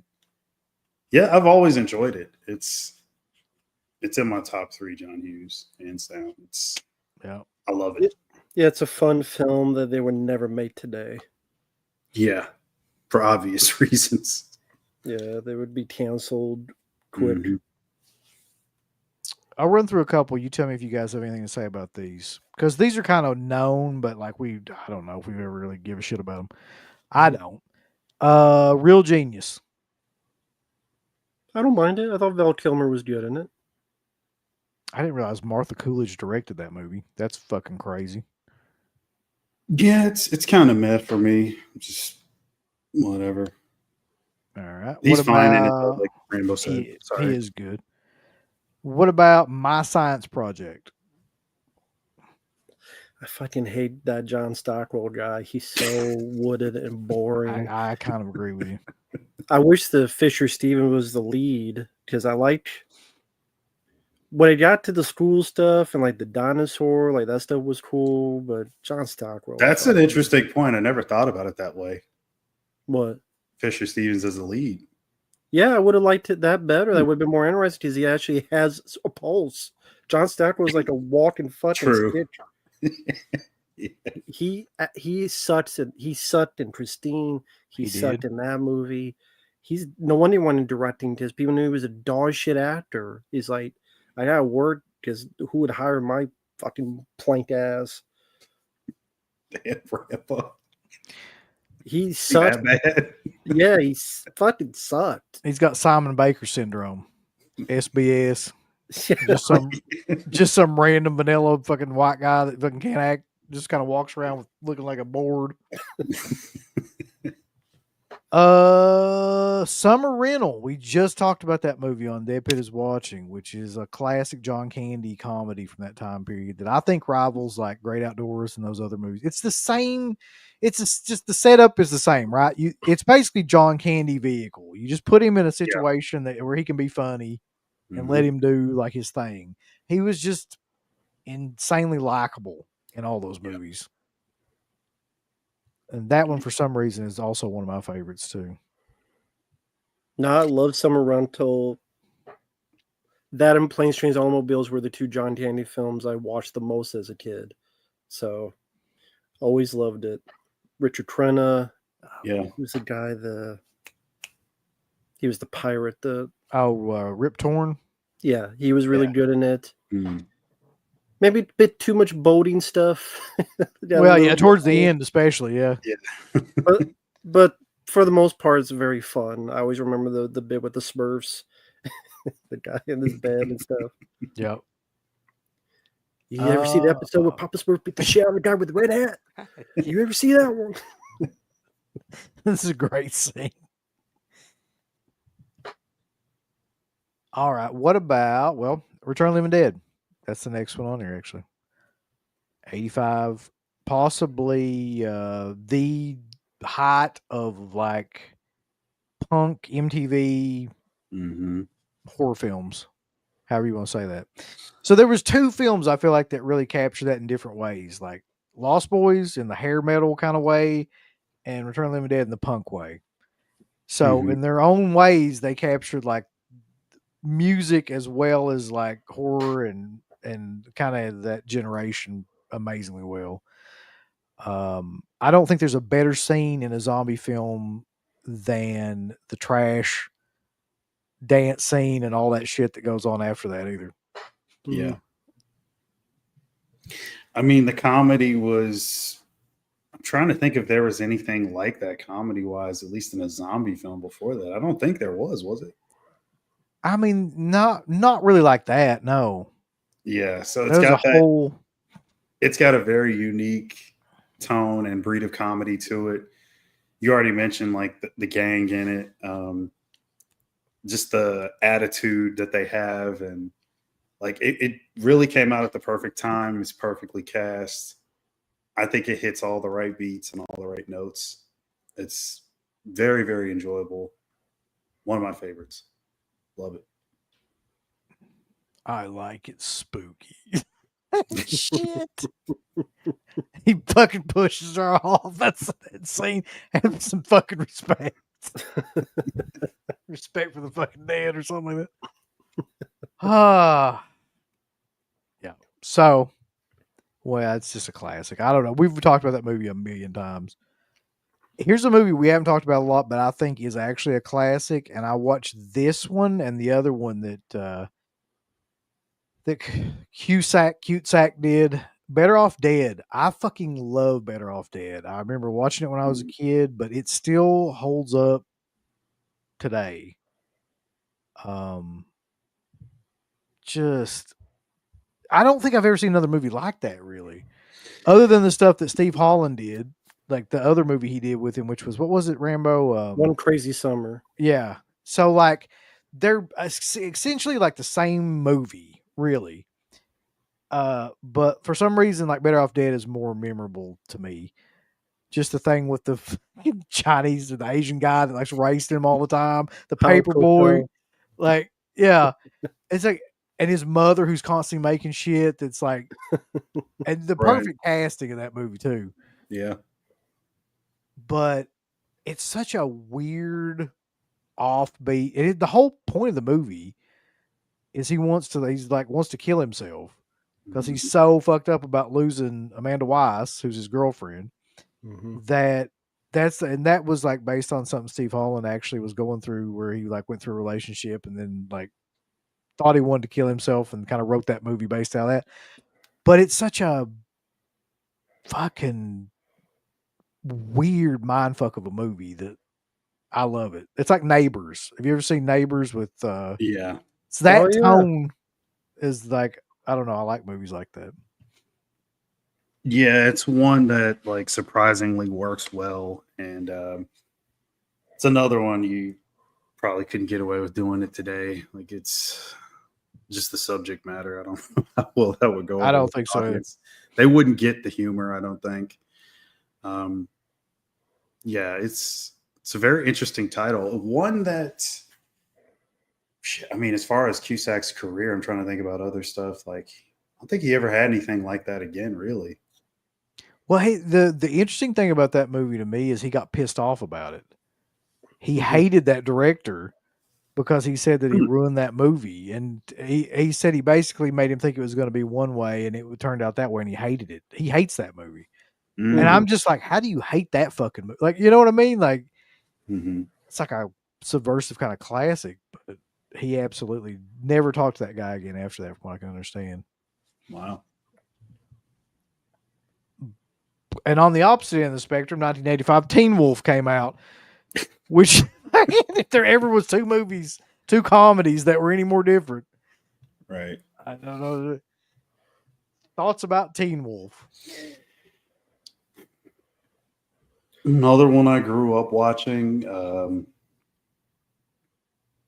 I enjoy it quite a bit, but like, just, it's such a weird thing to do. Like, him being a werewolf, like, it makes him popular, you know? It could only happen in the 80s that movie I was going to say made that any next. Yeah. sense. So he turns into a werewolf, and this has been brought up many times, but it needs to be brought up as many times as possible. He turns into a werewolf. Nobody cares. Nobody even really notices. He gets more popular when he is a werewolf, and everybody's like cool with it. He becomes like the head of the school. Which just goes to show you, if you're good at sports, people will forgive anything. Like, he hooks up with the hottest chick in school as well. Yeah. So yeah, it's a fun movie. I mean, what about you, Rambo? You a fan? I never saw it because I thought it looked like shit. Listen, all the shit you've seen and you've never seen Teen Wolf.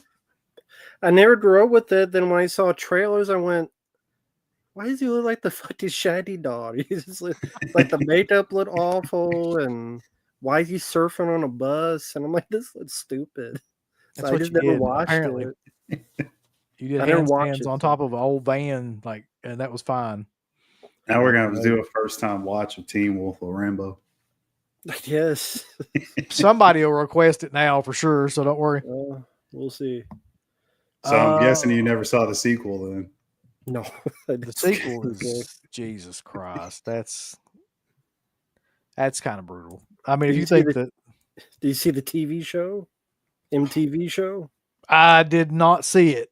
It's just the fucking poster with the guy. He's got like a 1,000 pounds of gel in his hair and his shirt's unbuttoned. And no, fuck that. Want fucking male model walking around. I'm good. I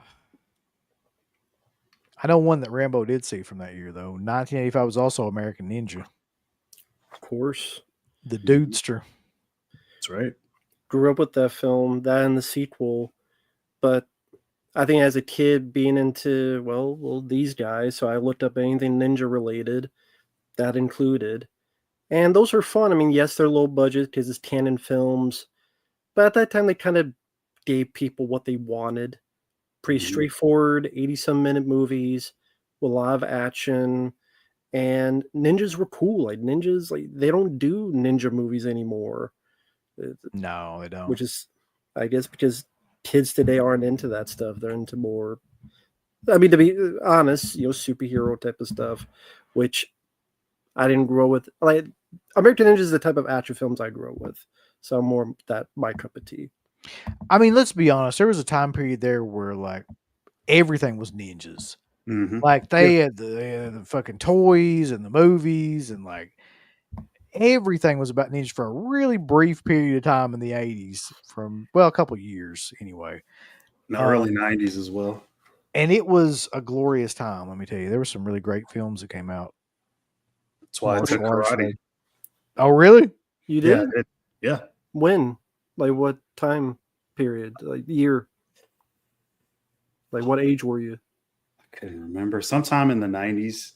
Like, you see like Three Ninjas and you're like, I gotta be one of those kids. All those films influenced it for sure. Let me tell you something though, man. I'll tell you the one that, like, I literally remember this from being a kid. Like, one day there was nothing like that going on.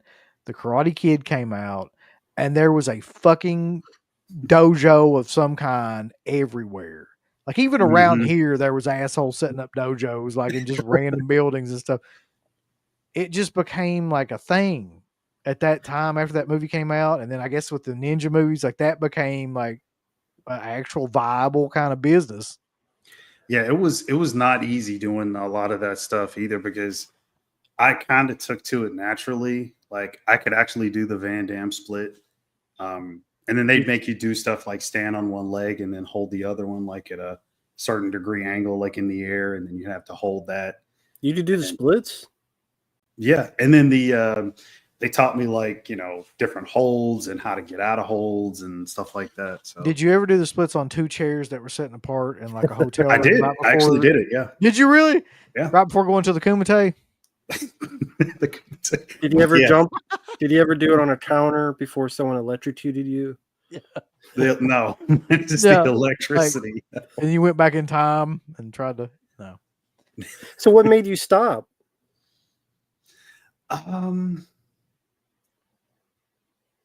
Might have been a thing where it was either one, I was kind of just getting out of it. Like, you get to a certain degree and then like, so it might have been that. And then maybe it had to do with money as well, because like it got more expensive, like the more time you spend doing it. And then like you could pick and choose like different stuff you wanted to get into, like if you wanted to learn some kind of specialty. And then, like I said, with the belt colors, like I can't even remember, because again, this was when I was a kid. So, but it was fun. It was a fun time. Yeah. All right, let's talk about a movie I know we've never ever discussed too, from 1985, Martin Scorsese's After Hours. Anybody have any thoughts about that crazy ass movie? Probably my top 5 Scorsese films. Interesting cast. Like, even Cheech and Chong is in it at the end. I remember watching that and just being like, it just makes you nervous for some reason. Like, that movie just has an anxiety producing effect. Which movie? After Hours. After Hours. Oh, okay. Everything that's going on in that movie is so like nerve wracking. It's kind of like watching Uncut Gems or like one of those movies like that where it just gets you on edge like the whole time. Yeah. I mean, it's effective in that way. Yeah. I'll say that. Don't go back to it that often. It's completely unique though. It's like on an island or something, like that movie. Yeah. Sean Scanlon says The Sure Thing, St. Elmo's Fire, though I think it sucks, Mask, Pee-wee's Big Adventure, Back to the Future, Goonies, After Hours, Lady Hawk, Pale Rider. Yeah. Salem's Fire definitely does suck. I can't wait to get to that one when we get to that here, because that's an interesting conversation. Oh, there was a super chat before that too, but from Bobby. Where in the hell is that at? Hold on. I think it was a while back.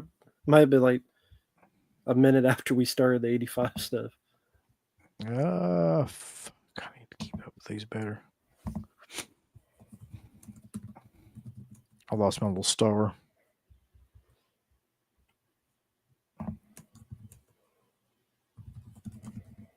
Fuck Mabel's. I don't know where it's at.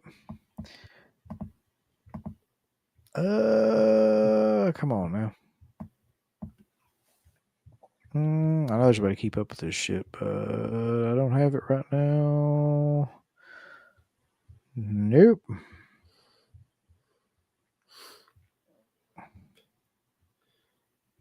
Well, I mean, I could read it. He says, Yeah, read it. have you ever had a cool friend or someone that was cool like Punty Brewster with a cool t-shirt like T.J. Carter? They may not be real, but I'm sure there are people out there with that kind of personality. So I guess someone that you should trust and go to, whether it be in school or someone like that you gravitate towards, and confidant friend, that type of thing. Like the Golden Girls. Sure, I never watched the friend. I never watched the show, honestly. Traveling down the road and back again. But anyone in school that was like that? Teacher or anything like that? I mean, yeah, we all probably had like at least one or two teachers that were like that. I can think of one, yeah, in particular. He's dead, of course, because they all die young if they're worth a fuck.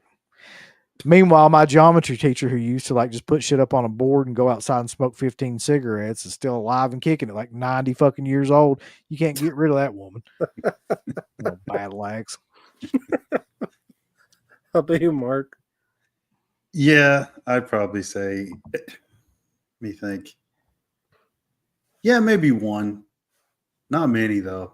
I don't know. I fucking hated school. So, But speaking of Punty Brewster, did you ever see that documentary she did, Soleil Moon Frye? That's one of my favorite documentaries, man. I've been talking about that ad nauseum, like where she has like all those teen stars, like that she's just kind of filming, like the parties and things they go to and stuff. Have you seen it, Rambo? No, I just someone told me a bit about it because they saw it recently, but I haven't seen it. Isn't it like 3 people called her and like she didn't answer and then they ended their lives? I'm like, maybe you should have hang around with Soleil Moon Frye because she won't return your calls. Like that's her fault, is it? Like, no, I just like this common thing, like, can you return my call? She doesn't, then they're unalive. Can you return my call? I know, then they're unalive again. It's like that. Well, I mean, that's the fascinating part about that documentary is that it's got all those people in it, and it's just like she recorded everything. That was the cool thing. So it's like a snapshot into that time period. She recorded all of like the parties and interactions she had with all these like famous, actors around that time in the 90s, late 80s, early 90s. And so you get to see all that shit and just, all that film that she had or video or whatever it was that she had of all those people. It's just so weird to see them like outside of movies that way. Is it true at one point in there she talks about like getting one of the kids from the movie Kids? I can't remember that, but maybe. Okay. Or she was like staring at them even though they're she's a bit too old. Fucking Hollywood. Her boobs were a big part of that documentary too. And I mean that literally and figuratively. Chris C says, you gents seen a film called Subway, 1985 on Tuber. No, I never heard of it. Haven't either. Is that the Luc Besson movie? Or am I thinking of something else? Let me know, Chris C, in the chat. I don't know. I looked it up on my phone. Tuber. 1985. Oh, go ahead. Sorry, Rama. No, I was saying, it's Luc Besson. Is Christopher Lambert and okay, yeah. I remember that. It's okay. That's another guy. Like, I don't have a ton of his films, although I think he's a cool director. I like quite a bit of his stuff. I just don't own a lot of it. But that's an okay one. Got to revisit it. I think I saw it like mid to late 90s or something. If it's on Tubi, I'll definitely check it out again.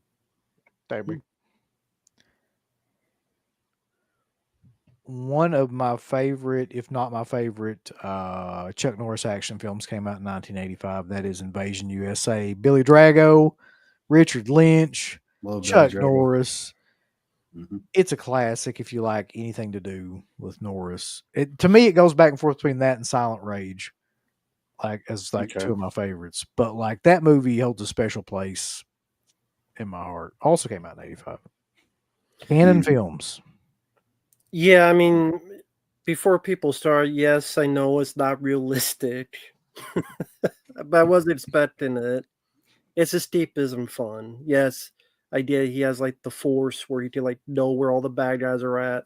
So they're at this bus. How do you know they're at the bus? Because they cut all the shit out that they filmed for him to find where the bus. For effect, yeah. So yeah, we just want to see him kick some ass. And Yeah, movies like that, I don't want it to be. So I'd agree with you. That's what I want out of it. Like, I don't need it to be realistic or whatever. I just want to have some fun. and of course, Richard Lynch is the villain. Mhm. Perfect in that role. And you've Just always me. told the story about your poster. Yeah, I mean, Richard Lynch as a person and as an actor are two different things. As a person, he was a hot fucking mess. Yeah, rest in peace, and yeah, thanks for the free torn poster. He's living the heel gimmick. He definitely was. He worked himself into a shoot, Mark. One of my favorite all-time action films in general came out in 85 with Commando. You talk about a movie that's just nothing but action and really like doesn't try to be anything other than that. There's just nonstop from beginning to end, just murder, mayhem, gore, Arnold. I will not apologize for liking that movie. People are like, it's stupid, like it's like too campy or what. No, it's got verbatim like some of the greatest lines of any action film delivered, and just some of the best overall action scenes too. So I will not apologize for that movie. Let off some steam while he's impaled by a steam pipe. Yeah. I saw it. I just Remember watched when that I told you? a couple months ago. Till you last alive. Yeah, don't bother him. He's dead tired. Love Commando. I mean, you were talking about horror films, even action films. I mean, Rambo 2, Invasion USA, Commando, American Ninja, Death Wish 3. Yep. Great year for action. One of my favorite years for action films. Yep. easily. Has to be. Mm-hmm. It has to be one of the best years for action and horror, to be honest. Yeah. Great year. I got a couple on here that I don't know what you guys think, but we can briefly talk about it. Remo Williams. Anybody have any thoughts on Remo Williams with Fred Ward? I've always liked it. I wish there were sequels. It was supposed to be a franchise, but it bombed, and Orion Pictures didn't do any more. Was it really? Yeah, I mean, that's why it's called The Adventure Begins, because it was based on a series of books with a lot of sequels to it, and they wanted that to be their James Bond. That's why they got a James Bond director to do it, because the guy had directed other James Bond films. And this may sound wrong, but for the longest time, I thought that guy was Asian.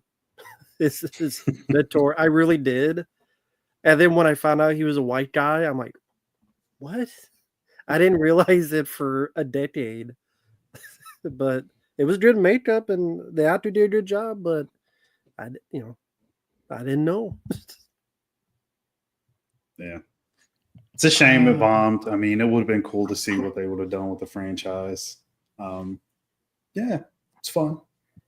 Silver Bullet came out in 85. I think that movie is underrated just because of Gary Busey. That might have been like one of my favorite performances that he ever gave, was as like the uncle. The drunk uncle in that movie. He's fucking hilarious throughout that whole thing. And Corey Haim is likable. like for once. Yeah. He's like, there's a couple movies where he's all right. Well, I mean, the werewolf stuff in it, does it ever come off as, I mean, I enjoy the movie a lot, but does it ever come off as too cheesy or Yeah, the anything? werewolves themselves kind of suck. Okay. Like they are a little bit Yeah. cheesy looking, Mm-hmm. to be honest. Yeah, compared to the Howling effects and American Wolf and London effects, it is a downgrade. But Silver Bullet, I probably like the story more. I like the characters a bit more, so it was always in my top 3 favorite werewolf films. So About the wheelchair. wheelchair didn't bother me. You know, the kid being in a wheelchair. It They- adds a layer of suspense to it because he can't really like, you know, Yeah. Mhm. maneuver as well. I thought Mhm. like the scene on the bridge was effective, Took the what right needed to one. be. And Mhm.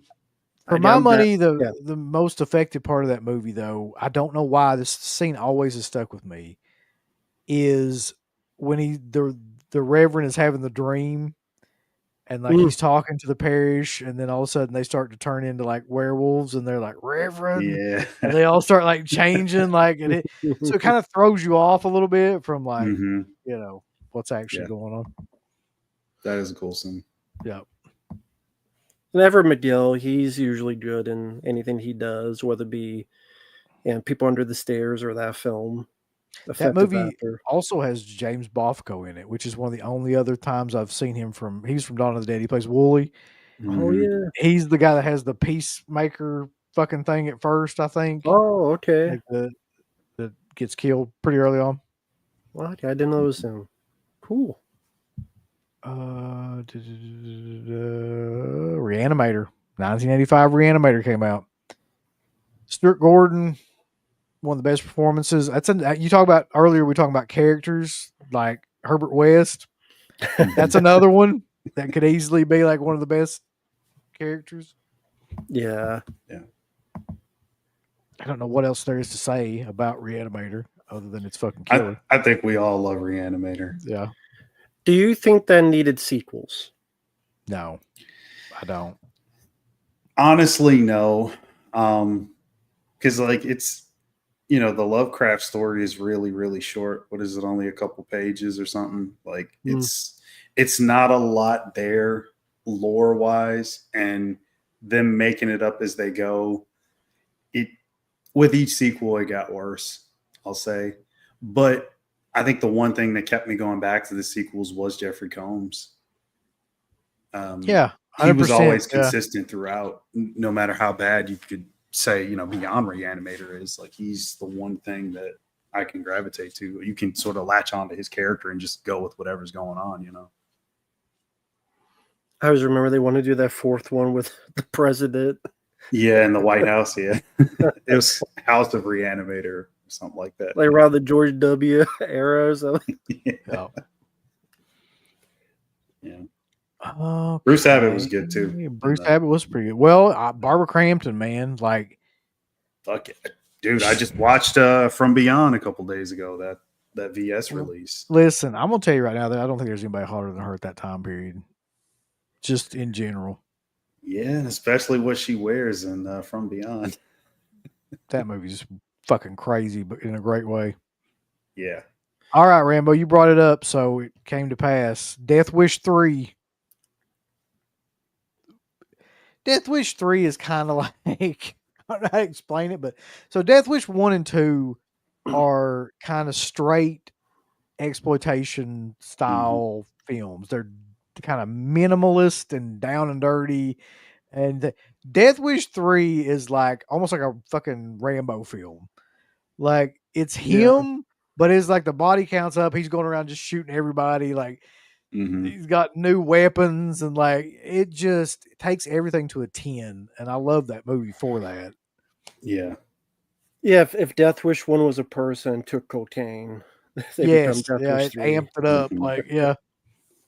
Yeah, the editing in that is always the most surprising thing to me, is that like it's like it's made to be nothing but action. Like nonstop death scenes every few minutes. It's great though. I mean, what a time. Like that's That's one of my favorites. I mean, that whole franchise. You guys know I love that franchise. And then the fourth one doesn't quite up it, but I do like that they give him the John Wick arsenal in the fourth Oh, yeah. one, where he's got Yeah. a whole fucking gun store, basically. I just think there's something about part 3 though. I mean, I love all of them, to be honest. Like like too. what Drew was talking about. Like I like them all for different reasons, but part 3, and I think it's the Home Alone aspect of it where he like sets up the traps and stuff. Yeah. There's something about that in any movie you ever watch, and I don't know why, but like take Nightmare on Elm Street, the first one, or like anytime anybody sets up booby traps and shit and it works, there's something satisfying about that works on some sort of level. And it really is in that movie too. Agreed. So we talked about this is one of my favorites. I don't really know how you guys feel about it. I think y'all like it. To Live and Die in LA came out in 1985. It's a freaking classic.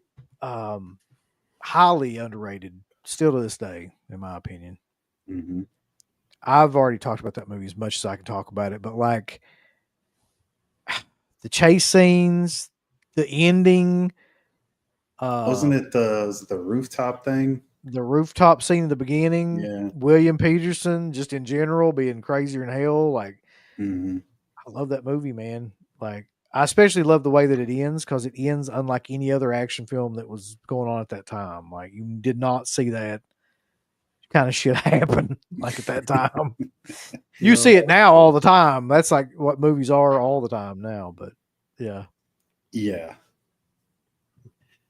Yeah, I think that was Friedkin's whole deal, though. I mean, it while it does have action, it's just his style is so different from a lot of other directors that like that's what makes it one step above like action. And it's not quite just crime. It's not quite just one thing. It's a blend of things, but his style, like it works. That's a really good one though. Really good. Yeah, that and somebody I think X-Ray mentioned the soundtrack, which is great. It's such an LA sounding like soundtrack, like a West Coast sounding. Mm-hmm. A lot of people think this now too that the car chase scene was better in that movie than in The French Connection. I don't think that, but a lot of people think that. Well, you're right about that because actually Michael Mann ripped off Freakin', so that makes sense. Yeah. No, just like you were talking about your point. I thought your point was leading up to the comments. No. Good movie though, well made, well acted. To Live and Die in LA. I like the X-Ray Punches comment. It's like a 70s movie with an 80s skin. Yeah. Mm-hmm. It's true. Yeah, I love. He's got that outlaw director style, which I've mentioned a million times before. Do whatever it takes to get the fucking shot. Michael Mann's not that fucking bad. Here we go. I'll Listen, I don't want to fall down this bad. fucking rabbit hole again. Oh wow, I see that coming. Not that bad. It's not like he's Uwe Boll or fucking something. No, definitely not. He's nowhere near that. He's not actually like got some whoever skill. directed fucking Snow White or whatever the hell else coming out today. So you know what else came out in 1985 though, right? Rocky IV. Of course. So I don't even know what the hell to say about Rocky IV that hasn't been said, but like, I mean, as a kid, that was the movie like to watch for some reason because it was basically like fucking Hulkamania or something, you know. You got Stallone being the American hero and Drago being the Soviet. It's like, Yep. It doesn't get any more 80s American than that, really. So let me ask you, what's your favorite Rocky film? And what's your favorite song from a Rocky film? Jesus. For both of you. And the Well, I tell you, it's got to be the song one is probably easy for me because it's not Eye of the Tiger. I've heard that fucking song so many times I want to kill myself. The original Rocky theme is amazing and still works, but if you're talking about soundtrack songs, it's going to be like the Hearts Fire song, like Hearts on Fire. Is that right? Yep. Like from the fourth one where he's doing the training montage. Got to be that. That's mine as well. I was gonna say that, and then I think 4 might be my favorite. I'm such a mark for Dolph Lundgren, so it's kind of I'm a little bit biased. I just love the Drago character. I mean, that's the one I grew up watching the most, so it's probably gonna be that one for me. This is actually a great one too. There ain't no easy way out. Love it. Ain't no sure way home. Yeah. So what's your favorite Rocky film? How do you stop Rocky stopping the Cold War? How do you top that?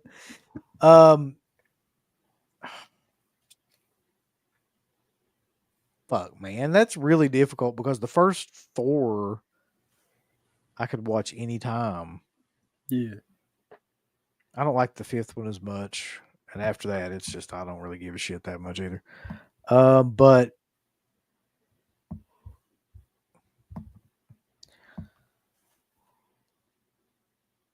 I don't know if I could pick. I would say, honestly, gun to my head, like it would probably be the second one. Okay. Because the second one is like the first one is a 70s movie and the second one's an 80s movie. In other words, like the first one was more like, okay, this is really probably what would happen. Like he wouldn't win, but he would he could maybe go the distance and prove something to himself. Then he would kind of like slink off into obscurity. And then the second one is like, it goes into the 80s where it's like, okay, he's going to do a whole fucking training thing and then actually like at the end win. And I don't know. And it's set up so well with the rematch and how like Apollo Creed is so butthurt about how the first one went and he has to like kind of like goad him into doing it. I just love everything about that movie. I always thought Rocky 2 was a bit underrated. Yeah, always loved it. Let's see. Spies Like Us. It's one of my favorite comedies. I think it's an incredibly underrated movie still to this day. Just smart ass like Dan Aykroyd and Chevy Chase, like from the time period that made them legendary. The fucking scene where they do the operation is one of my favorite scenes ever. Doctor. Yeah. I love Aykroyd. I mean, probably a little bit more than Chase. Yeah, would you say that that's like an underrated one for the both of them? Yeah. It seems like other stuff in their career gets like, it overshadows it, at least to me. I definitely think that that's an underrated movie. Yeah. Yeah. Mm-hmm. The scene too, where he's like cheating on the exam. He's got the eye patch and shit and the arm that's like fake. Yeah. And he starts having like, act like he's dying to get out of like, because they catch him. That's classic. Right. Clue. Not sure we've ever talked about Clue. I've seen Clue like maybe twice, and I was really young, so I barely remember the movie. I remember liking it, but God, it's been a long time since I've seen it. It's kind of a novel film in and of the fact that, like, when I saw it, it has a bunch of different endings. Right. So the ending that I saw when I saw it, like, was different than another ending that I saw later. And then they included all the endings, I think, on like the VHS or something. Yeah. So you saw like every one of them like back to back, and it was really weird. But like that was novel to me at that time. So you saw it in the theater? I think so. Yeah. I think that was one of the few movies I did see around that time. Because people thought that was going to be a kid's movie based on a fucking board game, which is another. I don't know if I ever told you this story too, but for some reason my mother thought that RoboCop was a kid's movie. And so she took me to see that when I was 7 or 8. And like we left the theater in the fucking middle of it. That's some guy doing cocaine off hookers. She's like, what's going on? She thought it was good. I think she thought it would be like, like a superhero kind of movie or something, RoboCop. And it's that. It's like I remember that vividly. Just like this is one of the only movies that just like picked me up and left.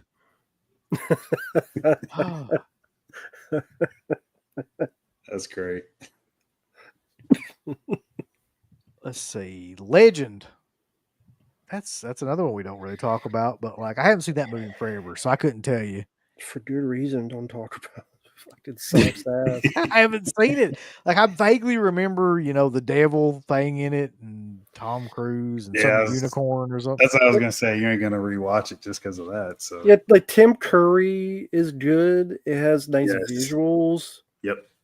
but goddamn has a nothing story, a glacial plot, and Tom Cruise.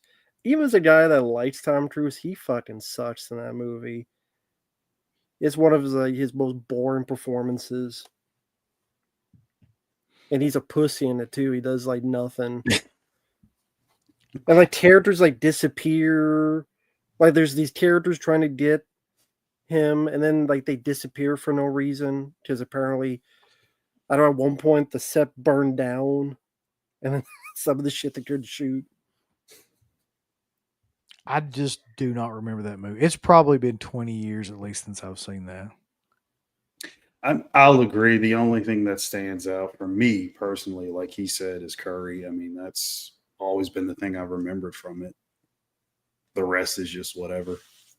Yeah. X-Ray says it's one of the most beautiful films ever made. I mean, yeah, it's got visuals. It's a goddamn masterpiece. I don't It know. looks 'cause nice, but it's. Sorry, go ahead. I was just gonna say, like, I wish I could remember more about it. I just don't. You don't remember. Hey, Teach Throne. One guy's emerald is another guy's stain in the toilet. The Legend. Compared to Ridley Scott's like Alien, Blade Runner, Black Rain, I think Legends, all that. In my opinion. All right. What about Jewel of the Nile? Michael Douglas, Danny DeVito. What an odd, like Raiders of the Lost Ark style ripoff that was. Yeah. Yeah, it's a lesser sequel, Romancing the Stone. Yeah, I love that, but Jewel now wasn't needed. I mean, I get Romancing the Stone was a hit, so they wanted a sequel, but yeah, I think it made money when it came out, but it's one of those movies that made money, but no one remembers it because it's not that memorable. Oddly enough, that was directed by the same guy that fucking directed Cujo and Alligator. Louis T. Louis Yeah. T. yeah. And that's really it for 85, unless you want to talk about the color purple or fucking Murphy's Romance. No.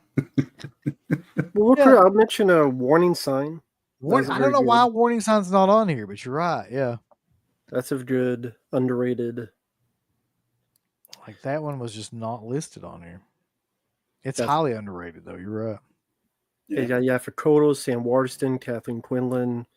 For those who never seen it, the plot is kind of like what you would see later in films like 28 Days Later, where it's about only it's in a lab. It's a virus that gives you rage-filled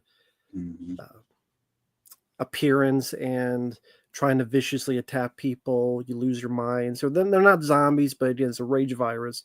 They're trapped in this lab, and some people try and get the innocent people out. And yeah, underrated one. Yeah, it definitely is. I did miss a couple on here, though. Mask. Oh, yeah. I forgot that came out in 85.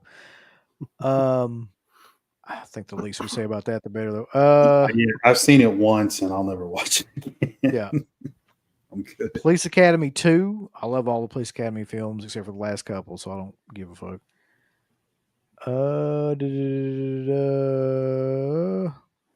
Porky's Revenge. People in the chat. Fletch. Any Good thoughts one. about Fletch? Yeah, that was like Chevy Chase's first real starring kind of vehicle.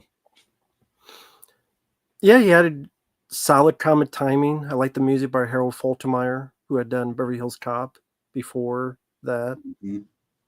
And What a cast in that movie, too.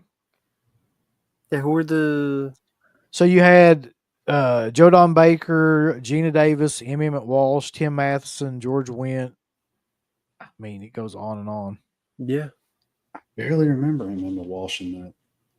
Yeah, he's the Dr. Moon River. Mm. He's the doctor Yeah. that puts the Moon River up. Yeah. Yep. What do you think of the sequel, Flesh Lives? if you remember it? I don't remember. I It's don't like remember it Caddyshack either. 2. I know I've seen Neither it. do I. But I don't like, remember it. yeah, Yeah.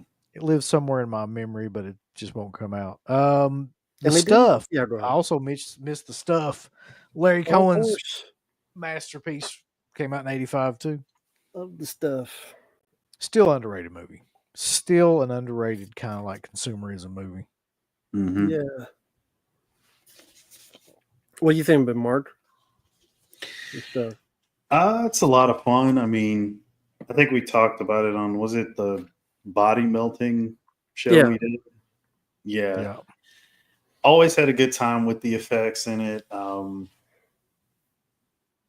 You know, it's got that 80s charm to it that I like too, so that helps a lot. I mean, it's not an amazing story or anything, but it's a fun little entertainment vehicle that I could watch anytime. And I like the actors in it too, so that always helps. So I'll leave you with two completely different films to think about. There's the last two on here that I can really pinpoint. You mentioned this one earlier, Rambo. St. Elmo's Fire and Cocoon. If two films weren't any more different than that, I don't know what the fuck would have been. I think I don't like them equally too. I don't give a fuck about Cocoon, and I really don't give a fuck about St. Elmo's Fire. Never understood the hype for Cocoon. Like I like Cocoon. I don't wouldn't say it's hate a it, favorite but of mine, but I like it. It's sweet. It's harmless. The old Wilford- guys are good. Check your blood sugar and check it often, because Wilford Brimley's in that sumbitch. It's not Gutenberg. It's not the Groot. It does have the goat. That's true. It's got the Steve Groot. Can't hate the Gutenberg. Come on, got the Groot. Oh yeah, a while ago, Fitzwell sent you a super chat. Oh, okay. Hold on. Yeah, I always like Cocoon, but sequel not so much. I don't think it needed a sequel. The Return. Yeah. I stopped buying these movies out on 4K with no extras than the Blu-ray because you can buy them streaming on Fanfic for $4 like April Fool's Day. Yeah. I never Well, heard of fanfic. I haven't either, but we've got some sort of physical media disease. At least me and Mark do. I don't think Matt has Yeah. it. So Well, Mark got this Beyond, right? he finally got his Beyond. Yeah, I forgot about that. That's right. I did. Bought the Beyond. By the way, thank you to everybody in the chat. If you're in here who sent me a message, I got like a million DMs about that it was back on sale. So I got it right away. You know what though? You got the inferior version though, Mark. You didn't get the eyeball with The it, so you fucking can't really eyeball say that you have the limited edition because I'm gonna go to fucking Spirit and get like an eyeball from. Like you have to have that particular eyeball or it doesn't count. So yeah, that's the year of 1985. Like, well, at least the highlights anyway. I'm sure there's a ton more films. What a Well, fucking year, man! For like you were great year. saying, for action films and for like horror Mhm. film. Gray year. Since we brought up the Beyond, what do you think they're going to do with that? Is that going to be like an edition that just sticks around, or are they going to? Because I mean, all the releases that they have on the site say deluxe edition, and this one says deluxe edition as well. I mean, that's a lot of discs to constantly press year after year. I mean, never mind the packaging, but Yeah, I don't, because I've never really seen them do this. If I'm being honest, I've never seen them go back and do like another run of a movie like right after it, like a big run sold out. So I don't know what. I mean, at this point, it's anybody's guess. Like they could just keep doing it, I guess, or they could put a standard edition out. Like they never really have done this before. yeah, I mean, this is their first UHD release, isn't it? Yeah, first 4K. Yeah. I mean, they did go all out. So they didn't find some more in a warehouse like Vinegar Syndrome does? No, they didn't even say that. They didn't even bother. They're just like, here's some more. Shut up. I guess people probably were like so pissed that Yeah, it sold out that they gave them hell. because like the only difference is the eyeball, right? That's it. That's it, as far as I know. Yeah, I was telling Garrett earlier that eyeball is going to pop up on eBay. it'll be like something crazy, like $50, something like that. Exactly. You have Just to to have it. complete the collection. So I'm guessing the ones that like you pre-ordered, those are going to be numbered or something like that. Like they'll have to have something on. I have no idea. I doubt it. Like at this point in time, man, nothing. I've known this for quite a few years. Nothing's really limited. Like they've always got more of it. They always keep more of it in stock. And if they do sell out, they'll come back with it at some point. Mhm. But wait a minute, you didn't get the Plumber Moxley one. You didn't get the plumber. Speaking of which, that fucking guy needs to just quit. I, You didn't like that match? That- suplex on a bunch of nails. That is one of the dumbest fucking things I've ever seen.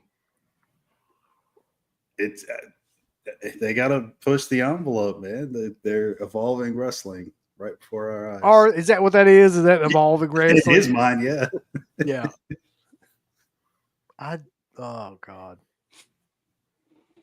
Oh No, yeah. I mean, there's not really. I don't have any hate towards AEW because I'm completely indifferent to them because I'll never watch it. But like, I have hate towards that spot as being one of the dumbest things that anybody could ever do. And, fuck like, AEW. Completely like void of any kind of reason or purpose, and could have got somebody killed. And it's just, God. I'll hate AEW because anytime I hear about it, is the dumbest shit. It's like, hey, have you heard of it? No. Look at some dumb shit. Oh, that's AEW. Like every other was like they're drowning in orange juice or they're falling into paths made of paper and suplexing on the nails. What's next? Fucking eels and a pot, you know. Well, they're at least Ele- Moxley and those electric assholes are eels? they're kind of turning into XPW at this fucking point. They're turning into some sort of backyard wrestling bullshit. Mhm. Like I don't want to talk too much about AEW because I don't give a fuck about AEW, but like I do give a fuck about potentially murdering somebody on live television. So That nail just I had to go think the that's a wrong- bad idea. The nail just had to go the wrong way. He'd be paralyzed. He That's all I gotta needs do. to go away for a while, seek some help, like whatever's going on with him that he feels like he has to prove. He needs to he needs to go to like climb a mountain or something, sit around, fucking find himself, just get some self-esteem before he kills himself. And how the hell do you go further with that? Do you have like a chainsaw duel or something? Like what? They the had hell? Leatherface show up. Yep. Carter just mentioned that Leatherface came in. Like a I don't know. Put their be like the tip boxer and they put the glass on the fucking things. That would not. I could totally see that happening. Honestly. They did that in ECW, where Of course they did. Yeah. they taped Well, their hands and then they dipped their hands in super glue and then dipped the super glued hands in broken glass. I mean, at this point in time, that's making like ECW look like fucking kindergarten. Shit, that spot Right. did. Yeah. Fuck AEW. Also, fuck A&W too. I don't like their food. Came out of nowhere. Yeah. Oh shit! So yeah, I definitely did want to mention that because that was so ridiculous. That fucking spot. If nobody's seen it, just look up Moxley and like nail bat or something like that, and you'll find that. Then you'll probably get sick. Moxley versus Cope. Moxley versus Cope. Yep. Don't fucking name Cope. Jesus. Is that true, Rob? It says there's only 800 of the Beyond 4K left. About to sell out again? How many would they add? I don't know. I'm gonna pull it up right now. Let me see. They probably it had to be at least 1 to 2,000 that they added. I would say 2,000. I didn't even know that they listed the price, or not the price, the number. amount of stock. Yeah. Yeah, Carter. The one thing I remember about that the most was the fact that Vic Grimes told him, "I can't feel my legs." He said, "You're not going to need them," and then just threw him off. Yeah, that's the Threw him best. off a scaffold. Oh my God. Thing about New Jack though was that New Jack was on cocaine constantly Mm-hmm. and was out of his mind and was also a sociopath. I don't know what Moxley's excuse is, but yeah. He's an idiot. It does say that only 800 left in stock on Grindhouse releasing site. Wow. So I would imagine this would be the last pressing, possibly, unless they're going to do a standard after this. But they don't do standard editions usually, so we'll see what happens. Moxley's a complete fucktard. Fuck him. Fucking dumbass. Yeah, he did try to kill. He tried to kill a few people. Like he stabbed a guy in the ring. He tried to beat up an old man. He threw Vic Grimes almost to his death. Like, I mean, nobody is saying that New Jack was sane. Trust me. Yeah, I think he said he always wrestled with like a knife in his boot or something, and then like he pulled out the knife and started stabbing that guy. Yeah. You remember the story where it's always fucking cracked me up for some reason. This is the most New Jack thing ever, where like he ended up getting arrested for that. And then he went to like trial. The guy said he would drop the charges if he would train him in Florida. He said, "I left Florida and I never went back." He said the same day he got out of prison, he just fucking skipped town. He just left. Anyway, unless you guys have anything else, I'm gonna try to keep it to around 2 hours tonight anyway. No problem. But as a parting shot, though, Matt, what do you got coming up on your channel? Thanks to people out there just fulfilling more requests. So a lot of random stuff will be coming, including a Joyride 2 review. Because for some reason they made 3 Joyride films. Like the first one, don't think we needed sequels. Some more reactions. Revenge of the Nerds. Watch that again. Still a fun movie. Still quite liked it. But I always enjoy Revenge of the Nerds, but a lot of fun rewatching that again. And also a video game playthrough of The Suffering. First time I played it was request. Really enjoying it. Fantastic horror game. The Suffering. So awesome. A lot more to come. I know Mark ain't got shit because he's been working all the time, buying the Beyond. Well, I mean, I had a couple of things I wanted to mention. So one thing, I sent you that Long Legs edition. You going to get that? Yes, probably. But also, I'm currently trying to work on getting a signed Long Legs poster that I'm going to try to sell to Rambo because I know he wants it. I think I can get big money out of him for it if I negotiate a deal.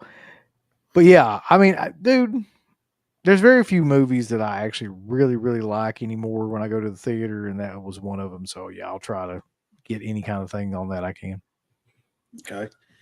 And then did you see that Tom Sullivan's selling the Evil Dead Necronomicon, like the original? I'll bet you $1 million Sean Clark will be the one that gets that too. How much is it at right now? It's between 50 and 100K, I think it said. So it's up there. You mark my fucking words that Sean Clark will be the one that owns that before this is over. There's no way. I think there might be another prop or two that he's selling, but that's like obviously that's the like that's the thing that everybody's. Yeah. It's the original. It's got all his original artwork and everything in it. I don't know why he's selling it. I don't think it's like a Hard Times thing or anything. I guess he just wants to unload it. But yeah, I mean, I couldn't think of a more like iconic prop from a horror movie No, that's pretty. from the Unless 80s. you got like maybe like the chainsaw from Texas Chain, the original, like one that Yeah, you know, that'd or be up there too. the glove from the first Nightmare. You know what I mean? Something like Right? that. Yeah. Like crazy ass something. But like, yeah, it doesn't get much more iconic than that. Mm-hmm. And any one of those would be going for just as much, if not more. Yeah. Shit. So as for us though, I don't know what the hell we're doing. What are we doing? We're doing that. Oh yeah, we're doing the Adventures of Milo and Otis. That's coming up. Tragedies in Tinseltown. For those people that don't know, The Adventures of Milo and Otis was one of the most controversial films because of a lot of really awful shit that happened making that movie that we'll get into when we talk about that on that show. I'm not even sure I can really say it right now, but like we'll get into it, and it's not good. And there's actually there's two separate cuts of that film, and one of the cuts that we're going to be reviewing is really not good. So yeah, that's coming up. When's that coming up, Rambo? Do you know? I think that's Thursday, the 27th Okay. at 9 p.m. That's Central. That's the main thing I know that we're doing in the very near future. Oh, yeah, the man-to-man. Fuck, you have to remind me of that. Yeah, I don't know when, but yeah, I know I saw in the Discord the man-to-man. Yeah, Man to Man is the new Michael Mann review series that somehow or another CK talked me into fucking doing. He really didn't even like talk to me about it. We just made a thing and then put it up and like, you know what I mean? Like, so Thief and The Keep are the first two films that we're going to be doing. We'll see. I've never seen either one of those films yet. So we'll see how that goes. Yeah, I mean, I think it'll be a good show. I think you'll like Thief. I think it's well. I mean, you like James Caan anyway, right? Who doesn't like James Caan, really? Yeah, he's really good in it. So I think that's one you'll really dig. And The Keep is a whole other. That's a whole other discussion. Yeah, I don't think that one's going to be your cup of tea. But well, it's going to be long as shit. I know that, so it's probably not going to be my cup of tea. But we'll see. We'll see. I'll watch them both. We'll figure it out. But yeah, I don't really have anything else that I know of that's coming up. So, I guess until next time, always remember that everybody dies, but Friday night lives. See y'all. I want all these people to click everything they're supposed to click.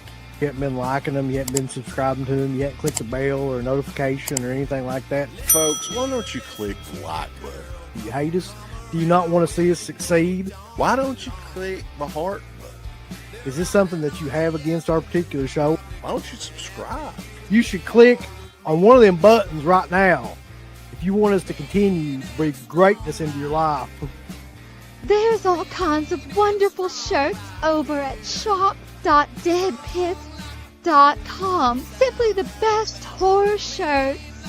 On TeePublic, there are others, but they all suck. You can get some Dead Pit Radio shirts. You can get Last South on the Left. The Hills Have Eyes. Texas Chainsaw. Oh, wait, you can't say Texas Chainsaw. All kinds of shirts, folks. You're gonna love them.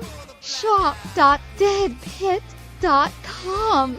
Special thanks goes out to our supporters on Patreon. You know what kind of stuff you can get on Patreon, Uncle Bill, starting at only $1 a month? What's that? Access to every Dead Pit show since 2005. We got almost 200 fan commentaries that we've done over the decade. Here's what other fucking Patreons do. They're like, hey, give us money and then we'll let you see a video early that we're going to release like a fucking week from now, and then that's all we're going to give you. Meanwhile, we have a literal jukebox full of songs, thousands of reviews. I don't even know how many shows are up on there now that we've done over the years. Hundreds of thousands. You need to figure this out now and subscribe to us on Patreon and YouTube and Instagram. Help us to 1 million. The road to 1 million subscribers starts today. So Dead Pit on Patreon.com. Join today. Tier